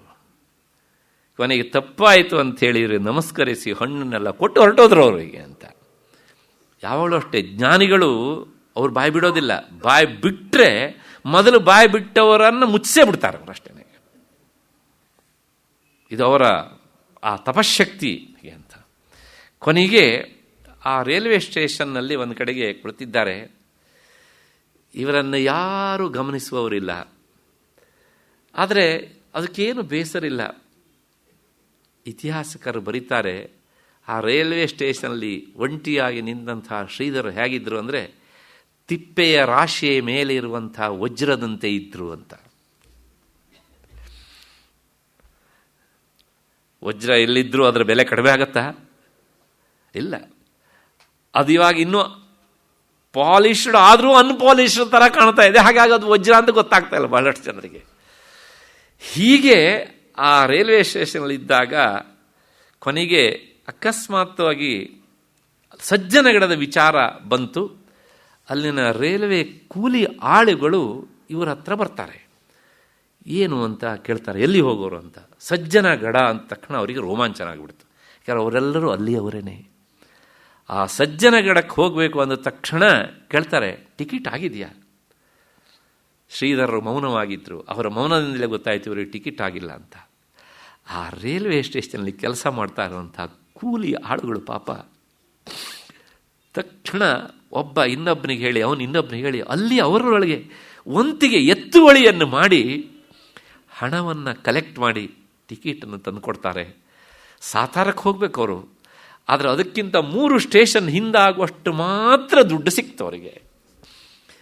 ಹಾಗೆ ಆ ಕಲೆಕ್ಟ್ ಮಾಡಿದ ದುಡ್ಡಿಂದ ಟಿಕೆಟನ್ನು ಕೊಟ್ಟು ಹೇಳ್ತಾರೆ, ಇಷ್ಟು ಮಾತ್ರ ನಮ್ಮಿಂದ ಮಾಡಲಿಕ್ಕೆ ಸಾಧ್ಯ ಉಂಟು, ಗಡಕ್ಕೆ ಹೊರಟಿದ್ದೀರಿ ಅಂಥೇಳಿ ಕಣ್ಣೀರು ಸುರಿಸಿ ಅವರನ್ನು ಅತ್ಯಂತ ಕಡಿಮೆ ಜನ ಕುಳಿತಂಥ ಭೋಗಿಯಲ್ಲಿ ಕೂರಿಸಿ ಅವ್ರ ವಸ್ತುಗಳನ್ನೆಲ್ಲ ಇಟ್ಟು ಅವರನ್ನು ಕಳಿಸ್ಕೊಡ್ತಾರೆ ನಮಸ್ಕಾರ ಮಾಡಿ. ಅಲ್ಲಿ ಹೋಗಿ ಆ ಸಾತಾರ್ಕ್ಕಿಂತ ಸುಮಾರು 3-4 ಸ್ಟೇಷನ್ ಹಿಂದೆ ಅವರ ಟಿಕೆಟ್ ಮುಗಿದೋಗಿದೆ, ಅವಧಿ ಮುಗಿದೋಗಿದೆ. ಅಲ್ಲಿ ಇಳಿತಾರೆ. ಇಳಿದ ಮೇಲೆ ಮತ್ತೆ ಹೋಗಬೇಕು ಮುಂದಕ್ಕೆ. ಹೇಗೆ ಹೋಗಬೇಕು? ಟಿಕೆಟ್ ಇಲ್ಲ, ಅದು ಮುಗಿದೋಗಿದೆ. ಕೊನೆಗೆ ಇನ್ನೊಂದು ಟ್ರೈನಲ್ಲಿ ಹೋಗಿ ಕುಳಿತಿದ್ದಾರೆ. ಹತ್ತಿದರು. ಹತ್ತಿದ ತಕ್ಷಣ ಟಿ ಬಂದ. ಇವರನ್ನು ನೋಡಿದ, ಟಿಕೆಟ್ ಕೇಳಿದ. ಟಿಕೆಟ್ ಇಲ್ಲ. ಶ್ರೀಧರರು ಹೇಳಿದರು, ಇಲ್ಲ ನನ್ನ ಹತ್ರ. ಯಾಕೆಂದರೆ ಅವ್ರ ಒಂದು ಬಿಲ್ಲಿ ಕಾಸು ಇಲ್ಲ, ಟಿಕೆಟು ಇಲ್ಲ. ಆ ತಕ್ಷಣ ಆತ ಹೇಳಿದ ಮಾತು, ನಿಮ್ಮನ್ನು ನೋಡಿದರೆ ಒಬ್ಬ ಮಹಾತ್ಮ ಅಂತ ಅನಿಸುತ್ತೆ. ನಿಮ್ಮಂಥವರಿಗೆ ಸಹಾಯ ಮಾಡೋದಕ್ಕಿಂತ ಬಹಳಷ್ಟು ಜನ ಕಾಯ್ತಾ ಇರ್ತಾರೆ. ನನಗನ್ಸುತ್ತೆ ಯಾರೋ ನಿಮಗೆ ಸಹಾಯ ಮಾಡಲಿಕ್ಕೆ ಬಂದಾಗ ನೀವು ಬೇಡ ಅಂತ ಹೇಳಿ ಬಂದಿದ್ದೀರಿ ಅಂತ. ಯಾಕೆ ನೀವು ಅವರಿಗೆ ಈ ಸಹಾಯವನ್ನು ಮಾಡಲಿಕ್ಕೆ ಅವಕಾಶ ಕೊಟ್ಟರೆ ಅವರ ಜೀವನದಲ್ಲಿ ಒಂದು ಧನ್ಯತೆ ಬರ್ತದೆ ಅಲ್ವಾ? ಯಾಕೆ ನೀವು ಅಂಥವರಿಗೆ ಅವಕಾಶ ಕೊಡೋದಿಲ್ಲ ಅಂತ ಕೇಳಿದ ತಕ್ಷಣ ಪಕ್ಕದಲ್ಲಿರುವಂಥ ಒಬ್ಬ ವ್ಯಕ್ತಿ ಎಲ್ಲಿ ಹೋಗಬೇಕು ಅಂತ ಕೇಳಿ ಟಿಕೆಟನ್ನು ಮಾಡಿಸ್ಕೊಟ್ಟು ಬಿಟ್ಟಿದ್ದಾನೆ ಅವರು ಹೀಗೆ ಅಂತ. ಸಾತಾರಕ್ಕೆ ಬಂದು ಇಳಿದು ಅಲ್ಲಿಂದ ಗಡಕ್ಕೆ ಹೋಗ್ತಾರೆ. ಹಾಗೆ ಆ ಸಜ್ಜನಗಡಕ್ಕೆ ಹೋಗಿ ಅಲ್ಲಿ ಕೆಲವು ದಿವಸ ಇರ್ತಾರೆ. ಅಲ್ಲಿ ಇರುವಾಗಲೇ ಅವರು ಹಲವಾರು ಕೃತಿಗಳನ್ನು ರಚನೆ ಮಾಡ್ತಾರೆ. ಸಮರ್ಥ ಅವತಾರ ಸ್ತೋತ್ರ, ಮತ್ತು ಶ್ರೀರಾಮ ಗೌರವ, ಮತ್ತು ರಾಮಭಕ್ತಿ ಗೌರವ, ಪ್ರಾತಸ್ಮರಣೆ, ನಿತ್ಯಪಾಠ ರಾಮಾಯಣ, ಮತ್ತು ಶ್ರೀ ಸಮರ್ಥ ಪಾಠ, ಪಂಚೀಕರಣ, ಅದಾದಮೇಲೆ ಮತ್ತೆ ಸ್ವಾತ್ಮ ನಿರೂಪಣ ಮುಂತಾದ ಹಲವಾರು ಗ್ರಂಥಗಳನ್ನು ಸಜ್ಜನಗಡದಲ್ಲಿ ರಚನೆ ಮಾಡ್ತಾರೆ ಹೀಗೆ ಅಂತ. ಅಂದರೆ ಇಂಥ ಯತಿವರಿಯರು ಒಂದು ಗ್ರಂಥ ರಚನೆ ಮಾಡಿದರೆ ಅದಕ್ಕೆ ಸಹಜವಾಗಿ ಶಕ್ತಿ ಬಂದು ಸೇರ್ತಾ ಇರ್ತದೆ ಅಲ್ಲಿ. ಹಾಗಾಗಿ ಅವರು ಈ ದೇಶದ ಜನರಿಗೆ ಕೊಟ್ಟು ಹೋಗಲಿಕ್ಕೆ ಅಂತ ಕೊಡುವಂಥ ಸಂಪತ್ತು ಇಂಥವುಗಳು. ಮತ್ತು ಸಮರ್ಥರನ್ನು ಕುರಿತಂಥ ಹಲವಾರು ಕೃತಿಗಳನ್ನು ಅವರು ರಚನೆ ಮಾಡ್ತಾರೆ. ಅದಾದ ಮೇಲೆ ಅಲ್ಲಿ ಇರುವಾಗಲೇ ಒಂದು ಘಟನೆ ನಡೆಯುತ್ತೆ. ಏನು ಅಂದರೆ, ಶೀಗೆಹಳ್ಳಿಯಲ್ಲಿ ಸಾಕಷ್ಟು ಜನ ಬ್ರಹ್ಮಚಾರಿ ಸಾಧಕರಿದ್ದರು ಅಂತ ನಾನು ಹೇಳಿದ್ದೆ. ಅಲ್ಲಿ 5 ಜನ ಮುಖ್ಯರಾದವರು ಇರ್ತಾರೆ. ಒಬ್ಬರ ಹೆಸರು ಗಣಪತಿ ಶಾಸ್ತ್ರಿ ಅಂತ. ಅವರು ಶಿವಾನಂದರ ಹತ್ರ ಅಧ್ಯಯನವನ್ನು ಮಾಡ್ತಾ ಇದ್ದರು. ತುಂಬ ಓಜಸ್ವಿ ತೇಜಸ್ವಿಯಾದಂಥ ಬ್ರಹ್ಮಚಾರಿ. ಅವರನ್ನು ನೋಡಿದಾಗ ಶ್ರೀಧರರು ಒಂದು ಸಲ ಒಂದು ಮಾತು ಹೇಳಿಬಿಡ್ತಾರೆ. ಏನು ಅಂದರೆ, ಈತ ಒಬ್ಬ ರಾಜಸನ್ಯಾಸಿ ಆಗ್ತಾನೆ ಅಂತ. ಅವರಿಗೆ ಆಸಕ್ತಿಯೂ ಇತ್ತು. ಅದನ್ನು ಅವರು ಇಷ್ಟನೂ ಪಟ್ಟಿದ್ರು. ತಾನು ವಿರಕ್ತ ಮಾರ್ಗದಲ್ಲಿಯೇ ಹೋಗಬೇಕು ಅಂತ ತೀರ್ಮಾನ ಮಾಡಿದ್ರು ಅವರು. ಆಗ ಅಷ್ಟು ಮಾತ್ರ ಇತ್ತು, ಇನ್ನೂ ಅಧ್ಯಯನ ಆಗ್ತಾ ಇತ್ತು ಅವರಿಗೆ. ಆವಾಗ ಏನು ವಯಸ್ಸು ಅವರಿಗೆ 12-13 ಅಷ್ಟೇ. ಇದಾದ ಮೇಲೆ ಎಷ್ಟು 3-4 ವರ್ಷ ಆದಮೇಲೆ ಅವರು ಅಕಸ್ಮಾತ್ತಾಗಿ ಗಾಣಿಗಾಪುರಕ್ಕೆ ಹೋಗಿದ್ದರು ದತ್ತನ ದರ್ಶನ ಮಾಡಬೇಕು ಅಂಥೇಳಿ. ಅಲ್ಲಿ ಹೋದಾಗ ಏನಾಯಿತು ಅಂದರೆ ಒಬ್ಬಾತ ಜ್ಯೋತಿಷಿಗಳು ಸಿಕ್ಕಿ ಇವರನ್ನು ನೋಡಿ ಹೇಳಿಬಿಟ್ರು, ನಿಮಗೆ ಸನ್ಯಾಸ ಯೋಗ ಎನ್ನುವಂತಹದ್ದು ಇಲ್ಲ, ನೀವು ಗೃಹಸ್ಥರಾಗ್ತೀರಾ ಅಂತ ಹೇಳಿಬಿಟ್ರು. ಕಳೆದ 5-6 ವರ್ಷಗಳಿಂದ ಸಿದ್ಧಗೊಂಡಂಥ ಭೂಮಿಕೆ ಒಂದೇ ಸಲ ಕುಸಿದು ಬೀಳುವ ಸ್ಥಿತಿಗೆ ಬಂದುಬಿಡ್ತು. ತಕ್ಷಣ ಅವರು ತೀರ್ಮಾನ ಮಾಡ್ತಾರೆ, ಥತ್, ಇಂಥ ಒಂದು ಮಾತನ್ನು ನಾನು ಕೇಳಿದ್ದೀನಲ್ಲ, ನನಗಿಷ್ಟ ಇಲ್ಲದೆ ಇರುವಂತಹದ್ದು, ನನಗಿದು ಯಾವುದೂ ಬೇಡ ಅಂಥೇಳಿ ಗಾಣಿಗಾಪುರದಿಂದ ನೇರವಾಗಿ ನಾನು ತಿರುವಣ್ಣಾಮಲೆಗೆ ಹೋಗಿ ರಮಣರ ಹತ್ರ ಈ ವಿಚಾರವನ್ನು ಹೇಳಿಬಿಡ್ತೇನೆ ಅಂತ ಹೊರಟರು. 10 ಹೆಜ್ಜೆ ಹಾಕಿದಾಗ ಅವ್ರ ಕಿವಿಯಲ್ಲಿ ಒಂದು ಮಾತು, ನಿನ್ನ ಗುರುಗಳು ರಮಣರಲ್ಲ ಶ್ರೀಧರರು, ಅಲ್ಲಿಗೆ ಹೋಗು. ಅವರಿದ್ದಿದ್ದು ಗಾಣಿಗಾಪುರದಲ್ಲಿ. ತಕ್ಷಣ ಆ ಮಾತನ್ನು ಕೇಳಿ ಹೆಜ್ಜೆ ಹಿಂದಿಟ್ಟರು. ಸಜ್ಜನಗಡಕ್ಕೆ ಬರ್ತಾರೆ ಅವರು. ಬಂದ ತಕ್ಷಣನೇ ಗೊತ್ತಾಯ್ತು, ಕೇಳಬಾರ್ದು ಮಾತನ್ನು ಕೇಳಿಕೊಂಡು ಗಾಬರಿಯಿಂದ ಇಲ್ಲಿಗೆ ಬಂದೆ ಅಲ್ವಾ ನೀನು, ಯಾಕೀಗ ಗಾಬರಿಗೊಳಪಡ್ತೀಯೇ, ನಾನು ಹೇಳಲಿಲ್ವ ಹಿಂದೆ, ಮುಂದೆ ನಾನು ಬರ್ತೇನೆ, ನಾನು ನಿನಗೆ ವ್ಯವಸ್ಥೆ ಆಗುವ ಹಾಗೆ ನೋಡ್ಕೊಳ್ತೇನೆ, ಯೋಚನೆ ಮಾಡಬೇಡ, ನೀನು ರಾಜ ಸನ್ಯಾಸಿಯೇ ಆಗೋದು ಹೀಗೆ ಅಂತ ಶ್ರೀಧರರ ಅಭಯ ವಚನ. ಒಂದು ಮಾತು ಹೇಳ್ತಾರೆ, ಮತ್ತೇನು ಜೀವಕ್ಕೆ ಹಾನಿ ಮಾಡ್ಕೊಳ್ಬೇಡ, ಯೋಚನೆ ಮಾಡಬೇಡ, ನೀನು ವಿರಕ್ತ ದಾರಿಯಲ್ಲೇ ಹೋಗುವವನು, ಮುಂದೆ ವ್ಯವಸ್ಥೆ ಆಗುತ್ತೆ, ನಾನು ಇರ್ತೇನೆ, ಯೋಚನೆ ಮಾಡಬೇಡ, ಅಷ್ಟೇ ಹೇಳಿದ್ದು ಮಾತು. ಅಷ್ಟು ಹೇಳಿ ಅವ್ರನ್ನ ಕಳಿಸ್ಕೊಡ್ತಾರೆ. ಅವ್ರು ವಾಪಸ್ ಬರ್ತಾರೆ ಮತ್ತು ಚೀಗೇಹಳ್ಳಿ ಮಠದಲ್ಲಿ ಸಾಧನೆಗೆ ತೊಡಗ್ತಾರೆ. ಮುಂದೆ ಶ್ರೀಧರರು ಹೊನ್ನಾವರದಲ್ಲಿ ರಾಮತೀರ್ಥದಲ್ಲಿರುವಾಗ ನೆಲೆಮಾವಿನ ಮಠದವರು ನಮ್ಮ ಮಠಕ್ಕೆ ಒಬ್ಬರು ಯತಿಗಳು ಬೇಕು ಅಂತ ಹುಡುಕೊಂಡು ಬಂದಾಗ ಶ್ರೀಧರರ ಹತ್ರ ಬಂದು ಕೇಳ್ತಾರೆ. ಶ್ರೀಧರರು ತಕ್ಷಣ ಹೇಳಿದ್ದು, ಅಲ್ಲಿ ಇಂಥವರೊಬ್ಬ ಇದ್ದಾರೆ ನೋಡಿ, ಅವರೇ ನಿಮ್ಮ ಮಠಕ್ಕೆ ಸಿದ್ಧ ಆಗಿಬಿಟ್ಟಿದೆ, ಸಂಕಲ್ಪ ಅದು ಅಂತ ಕರ್ಕೊಂಡು ಹೋಗಿ ಅಂತ ಹೇಳಿದ್ರು. ತಕ್ಷಣ ಅವರನ್ನು ಕರ್ಕೊಂಡು ಬಂದು ಹೇಳ್ತಾರೆ, ಹೋಗಿ ಬಾ ಅಲ್ಲಿಗೆ ಅಂತ ಹೇಳಿ ಮಾರ್ಗದರ್ಶನ ಮಾಡಿ ಕಳಿಸ್ತಾರೆ. ಅವರೇ ನೆಲೆಮಾವು ಮಠ ಅಂತ ಉತ್ತರ ಕನ್ನಡದ ಸಿದ್ದಾಪುರ ತಾಲೂಕಿನಲ್ಲಿ ಇರುವಂಥ ಒಂದು ಮಠ. ಮುಂದೆ ಅವರು ಪುರುಷೋತ್ತಮ ನರಸಿಂಹ ಭಾರತಿ ಅಂತ ಪ್ರಸಿದ್ಧ ವ್ಯಕ್ತಿಗಳಾದರು. 11 ವರ್ಷಗಳ ಕಾಲ ಆ ಮಠದಲ್ಲಿ ಅತ್ಯಂತ ಉಚ್ಛ್ರಾಯ ಸ್ಥಿತಿಯ ಯತಿವರೆಣ್ಯರಾಗಿ ಇದ್ದರು. ಹೆಚ್ಚೇಕೆ ಅವರ ಕಾಲದಲ್ಲಿ ನಭೂತೋ ನಭವಿಷ್ಯತಿ ಎನ್ನುವ ಹಾಗೆ ಅದು ಆ ಮಠ ಉಚ್ಛ್ರಾಯ ಸ್ಥಿತಿಗೆ ಹೋಯಿತು. ಅವರನ್ನು ಇವತ್ತಿಗೂ ಸಹ ಅಲ್ಲಿನ ಜನ ನೆನೆಸ್ತಾರೆ. ಅದೊಂದು ಸಂದರ್ಭ, ನಾನು ಆಗ ತಾನು ಹೇಳಿದ್ದೆ, ಕೊಳಗಿ ವೀಸಿನ ಸಹಜಾನಂದ ಅವಧೂತರು ಅಂತ. ಅವರು ಗೃಹಸ್ಥರಾದವರು, ಅದಾಗಲೇ ಅವರಿಗೊಬ್ಬ ಮಗ ಇದ್ದರು, ಈಗಲೂ ಅವರ ಮಗ ಪೂರ್ವಾಶ್ರಮದ ಮಗ ಇದ್ದಾರೆ, ಅವರು ಸಹ ಸನ್ಯಾಸಿಗಳೇ.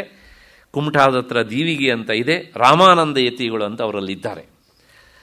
ಆ ಸಹಜಾನಂದ ಅವಧೂತರು ಗೃಹಸ್ಥರಾದ ಮೇಲೆ ವಿರಕ್ತರಾದವರು. ವಿರಕ್ತರಾಗಿ ಈ ಗಾಂಜಾ ಬರುತ್ತಲ್ಲ, ಅದನ್ನು ಸೇವನೆ ಮಾಡ್ತಿದ್ದರು ಅವರು. ಅದನ್ನು ಬೇರೆ ಬೇರೆ ಉದ್ದೇಶದಿಂದಲೂ ಸೇವನೆ ಮಾಡ್ತಾರೆ, ಆದರೆ ಅವರು ಅದನ್ನು ತಗೊಂಡು ಅಂತರ್ಮುಖರಾಗಿಬಿಡ್ತಾ ಇದ್ರು ಹೀಗೆ ಅಂತ.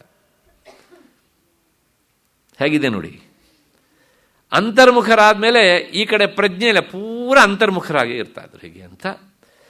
ಕೊನೆಗೆ ಅವರ ಹೆಂಡತಿಯನ್ನು ಕಳ್ಕೊಂಡು ಮತ್ತು ತಂದೆ ತಾಯಿನೆಲ್ಲ ಕಳ್ಕೊಂಡು ವಿರಕ್ತರಾಗಿ ತನಗೆ ಮಾರ್ಗದರ್ಶನ ಮಾಡುವವರು ಯಾರು ಅಂತ ಹುಡುಕ್ತಾ ಹುಡುಕ್ತಾ ಹುಡುಕ್ತಾ ಕೊನೆಗೆ ನೇರವಾಗಿ ಆ ನೆಲೆಮಾವ ಮಠದಿಂದ 4 ಕಿಲೋಮೀಟರ್ ದೂರದಲ್ಲಿರುವಂಥ ಅವರ ಊರು. ಮಧ್ಯಾಹ್ನ ಅವರನ್ನು ಭೇಟಿ ಮಾಡಬೇಕು ಅಂತ ಬರ್ತಾರೆ. ಅವರು ಪುರುಷೋತ್ತಮ ನರಸಿಂಹ ಭಾರತಿಗಳು ಅಂತ ಹೇಳಿದನಲ್ಲ ನಾನು. ಅವರು ತುಂಬ ವಿರಕ್ತರು, ಮತ್ತು ಅವರು ಮಠದ ಈ ಕಾರ್ಯಕಲಾಪ ಎಷ್ಟೋ ಅಷ್ಟು ಮಾತ್ರ ಹಚ್ಚಿಕೊಂಡು ಮಧ್ಯಾಹ್ನ ಎಲ್ಲ ಭಿಕ್ಷೆ ತೀರಿಸಿ ಆದಮೇಲೆ 1.5 ಗಂಟೆಗೆ ಸರಿಯಾಗಿ ಅಲ್ಲಿಂದ ಸುಮಾರು ಒಂದು 4 ಫರ್ಲಾಂಗ್ ದೂರದಲ್ಲಿ ಪರ್ವತದ ತುದಿಯಲ್ಲಿ ಒಂದು ಗುಹೆಯನ್ನು ಮಾಡಿಸಿಕೊಂಡಿದ್ರು. ಆ ಗುಹೆಯಲ್ಲಿ ಅಂತರ್ಮುಖರಾಗ್ತಿದ್ರು ಅವರು. ಅಲ್ಲಿಗೆ ಬರುವ ಕಾಲಕ್ಕೆ ಸರಿಯಾಗಿ ಹೋಗಿ ಮೊದಲೇ ನಿಂತರು ಇವರು. ನಿಂತ ತಕ್ಷಣ ಅವರು ನೋಡಿದ್ರಂತೆ. ಹೀಗೆ ನೋಡಿದ ತಕ್ಷಣ ಇವರನ್ನು ಗುರ್ತ ಸಿಗಲಿಲ್ಲ. ಒಂದು ಕ್ಷಣ ಹೀಗೆ ಯಾಕೆಂದರೆ ಅವರಿಗೆ ಗಡ್ಡ ತಲೆ ಎಲ್ಲ ವಿಪರೀತವಾಗಿ ಬೆಳೆದು ಬಿಟ್ಟಿತ್ತು. ಆಗ ಅವರು ಹೇಳಿದರು, ನಾನು ನಿಮ್ಮ ಶಿಷ್ಯರಲ್ಲಿಯೇ ಒಬ್ಬಾತ ಅಂತೇಳಿ ಹೆಸರು ಹೇಳಿದ ತಕ್ಷಣ, ಓ ನೀನ ಅಂತ ಕೇಳಿದ್ರಂತೆ ಅವರು. ಕೇಳಿ, ಇಷ್ಟು ದಿವಸ ಯಾಕೆ ತಡ ಮಾಡಿದೆ? ಇದು ಅವ್ರ ಬಾಯಿಂದ ಬಂದ ಪ್ರಶ್ನೆ. ಇಷ್ಟು ದಿವಸ ನೀನು ಯಾಕೆ ತಡ ಮಾಡಿದೆ ಅಂದರೆ, ಈ ಆಶ್ರಮ ಪ್ರವೇಶ ಮಾಡೋದಕ್ಕೆ ನೀನು ಯಾಕೆ ಇಷ್ಟು ದಿವಸ ಕಾದೆ ಅಂತ ಅರ್ಥ. ತಕ್ಷಣ ಹೇಳ್ತಾರೆ, ನನ್ನ ಈ ಪರಿಸರದಲ್ಲೇ ಇದ್ದುಬಿಡು ನೀನು, ಮತ್ತೆ ಎಲ್ಲೂ ಹೋಗುವ ಅವಶ್ಯಕತೆ ಇಲ್ಲ ಅಂಥೇಳಿ ಕೊನೆಗೆ ಅವರು ನೆಲೆಮಾವು ಮಠದಲ್ಲೇ ಅವರ ಹತ್ರ ಸಾಧನೆ ಮಾಡ್ತಾ ಇದ್ದರು. ಅದಾದ ಮೇಲೆ ಮತ್ತೆ 3-4 ತಿಂಗಳುಗಳ ಕಾಲ ಇವರನ್ನು ಸೂಕ್ಷ್ಮವಾಗಿ ಗಮನಿಸಿದರು ಅವರು. ಇಬ್ಬರೂ ಶ್ರೀಧರ ಪರಂಪರೆಯಲ್ಲೇ ಬಂದವರು. ಗಮನಿಸಿ ಅವರು ಹೇಳ್ತಾರೆ, ನೀನು ಅಂತರ್ಮುಖನಾಗಿ ಸಾಕಷ್ಟು ವಿಚಾರ ಮಾಡಬೇಕು ಅಂತ ಮಾರ್ಗದರ್ಶನ ಕೊಟ್ಟ ಹಾಗೆ ಅದೇ ರೀತಿಯಾಗಿ ಮಾಡ್ತಾ ಇರ್ತಾರೆ. ಕೊನೆಗೆ ಹೇಳ್ತಾರೆ, ಇಲ್ಲ ನನಗೆ ಸನ್ಯಾಸ ನೀವು ಕೊಡಲೇಬೇಕು ಅಂತ. ಬರಲಿ, ಈ ಕಾಲ ಬರಲಿ ಅಂತ ಅವರು ಪೋಸ್ಟ್ಪೋನ್ ಮಾಡ್ತಾ ಇದ್ದರು ಪುರುಷೋತ್ತಮರು. ಕೊನೆಗೆ ಅದೊಂದು ದಿವಸ ನದಿಯಲ್ಲಿ ಸ್ನಾನ ಮಾಡ್ತಾ ಇದ್ದಾಗ, ಅಲ್ಲೇ ಒಂದು ಅಘನಾಶಿನಿ ಶಾಖಾ ನದಿ ಇದೆ, ಸ್ನಾನ ಮಾಡ್ತಾ ಇದ್ದಾಗ ಅವರಿಗೆ ದೇಹದ ಮೇಲೆ ಇರುವಂಥ ಬಟ್ಟೆ ಇದರ ಯಾವುದ ಪರಿವೆಯೂ ಇಲ್ಲದೆ ದಿಗಂಬರ ಸ್ಥಿತಿಯಲ್ಲಿ ನಿಂತಿದ್ದನ್ನು ಶಿಷ್ಯರ ನೋಡಿ ಓಡೋಡಿ ಬಂದು ಗುರುಗಳಿಗೆ ಹೇಳಿದರು. ಆಗ ತಕ್ಷಣ ತೀರ್ಮಾನ ಮಾಡ್ತಾರೆ, ಇನ್ನು ತಡ ಮಾಡಬಾರದು ಅಂತ ಹೇಳಿ ಆ ಕ್ಷಣದಲ್ಲಿ ಅಲ್ಲಿಗೆ ಹೋಗಿ ಅವರಿಗೆ ಆ ನದಿಯಲ್ಲೇ ಸನ್ಯಾಸ ದೀಕ್ಷೆಯನ್ನು ಕೊಟ್ಟು ನಡಿರಿ ಅಂತ ಹೇಳಿ ಕಳಿಸ್ತಾರೆ. ಅವರೇ ಸಹಜಾನಂದ ಅವಧೂತರು ಅಂತ ಹೇಳಿ ಕೊಳಗಿ ಬೀಸಿನಲ್ಲಿ ಸುಮಾರು 2-2.5 ದಶಕಗಳ ಕಾಲ ಅತ್ಯಂತ ವೈಭವೋಪೇತವಾಗಿ ಮೆರೆದಂಥ ಮಹಾನುಭಾವರು. ಅವಧೂತರು ಅಂದರೆ ಅವಧೂತರೇ ಅವರು ಹೀಗೆ ಅಂತ. ಇವತ್ತಿಗೂ ಸಹ ಅವರ ಸಮಾಧಿ ಅಲ್ಲಿಯೇ ಇದೆ. ಪುರುಷೋತ್ತಮರ ಸಮಾಧಿ ತಮಿಳುನಾಡಿನ ನೆರೂರ್ ಹತ್ರ ಟ್ರಿಚಿ ಮಹದಾನಪುರ ಅಲ್ಲಿದೆ. ಏಕೆಂದರೆ ಇವರಿಗೆಲ್ಲ ದೇಶ ಕಾಲಗಳ ನಿರ್ಬಂಧ ಎನ್ನುವಂತಹದ್ದು ಇಲ್ಲ. ಹೀಗೆ ಶ್ರೀಧರ ಪರಂಪರೆಯಲ್ಲಿ ಬಂದಂಥ ಇಬ್ಬರು ಮಹಾನುಭಾವರು. ಮತ್ತೆ ಅದಾದ ಮೇಲೆ ಮತ್ತೆ ಪುನಃ ಶ್ರೀಧರರು ಮುಂದಿನ ಪ್ರಯಾಣವನ್ನು ಮುಂದುವರಿಸ್ತಾರೆ. ಶಿವಮೊಗ್ಗ ಹತ್ರ ತರೀಕೆರೆ ಅಂತ, ಆ ಸೋಮಪುರ ಅಂತ ಅಲ್ಲಿಗೆ ಬರ್ತಾರೆ. ಅಲ್ಲಿ ಒಂದು ಪ್ರಾಚೀನವಾದ ಶಿವನ ಮಂದಿರ. ಅಲ್ಲಿ ಪಂಚಮುಖದ ಶಿವಲಿಂಗದಲ್ಲಿ 5 ಮುಖಗಳು, 3 ಮುಖಗಳು ನೇರ ಕಾಣ್ತವೆ. ಅಂದರೆ ಆ ಶಿವಲಿಂಗದಲ್ಲಿಯೇ ದತ್ತನ ಆವಿರ್ಭಾವ ಆಗಿದೆ ಅಂತ ಅದನ್ನು ಭಾವಿಸ್ತಾರೆ. ಆ ಸೋಮಪುರದಲ್ಲಿ ಬಂದು ಸೋಮೇಶ್ವರನ ಸ್ತುತಿ ಮಾಡ್ತಾರೆ. ಅದಾದ ಮೇಲೆ ಮತ್ತೆ ಮಹಾರಾಷ್ಟ್ರದ ಠಾಕಳಿ ಕಡೆಗೆ ಪ್ರಯಾಣ ಮಾಡ್ತಾರೆ. ಅವರು ಪ್ರಯಾಣ ಮಾಡಲಿ, ಕಾಲಪುರುಷ ಹೇಳ್ತಿದ್ದಾನೆ ಇವತ್ತಿನ ಸಮಯವೂ ಆಗೋಯ್ತು ಅಂಥೇಳಿ ನಾಳೆ ಮತ್ತು ಪುನಃ 6:15 ಸೇರಿದಾಗ ಮುಂದಿನ ವಿಚಾರ ನೋಡೋಣ. ಅಲ್ಲಿವರೆಗೆ ನಿಮಗೆಲ್ಲ ನಮಸ್ಕಾರ ಮತ್ತು ಕೃತಜ್ಞತೆಗಳು.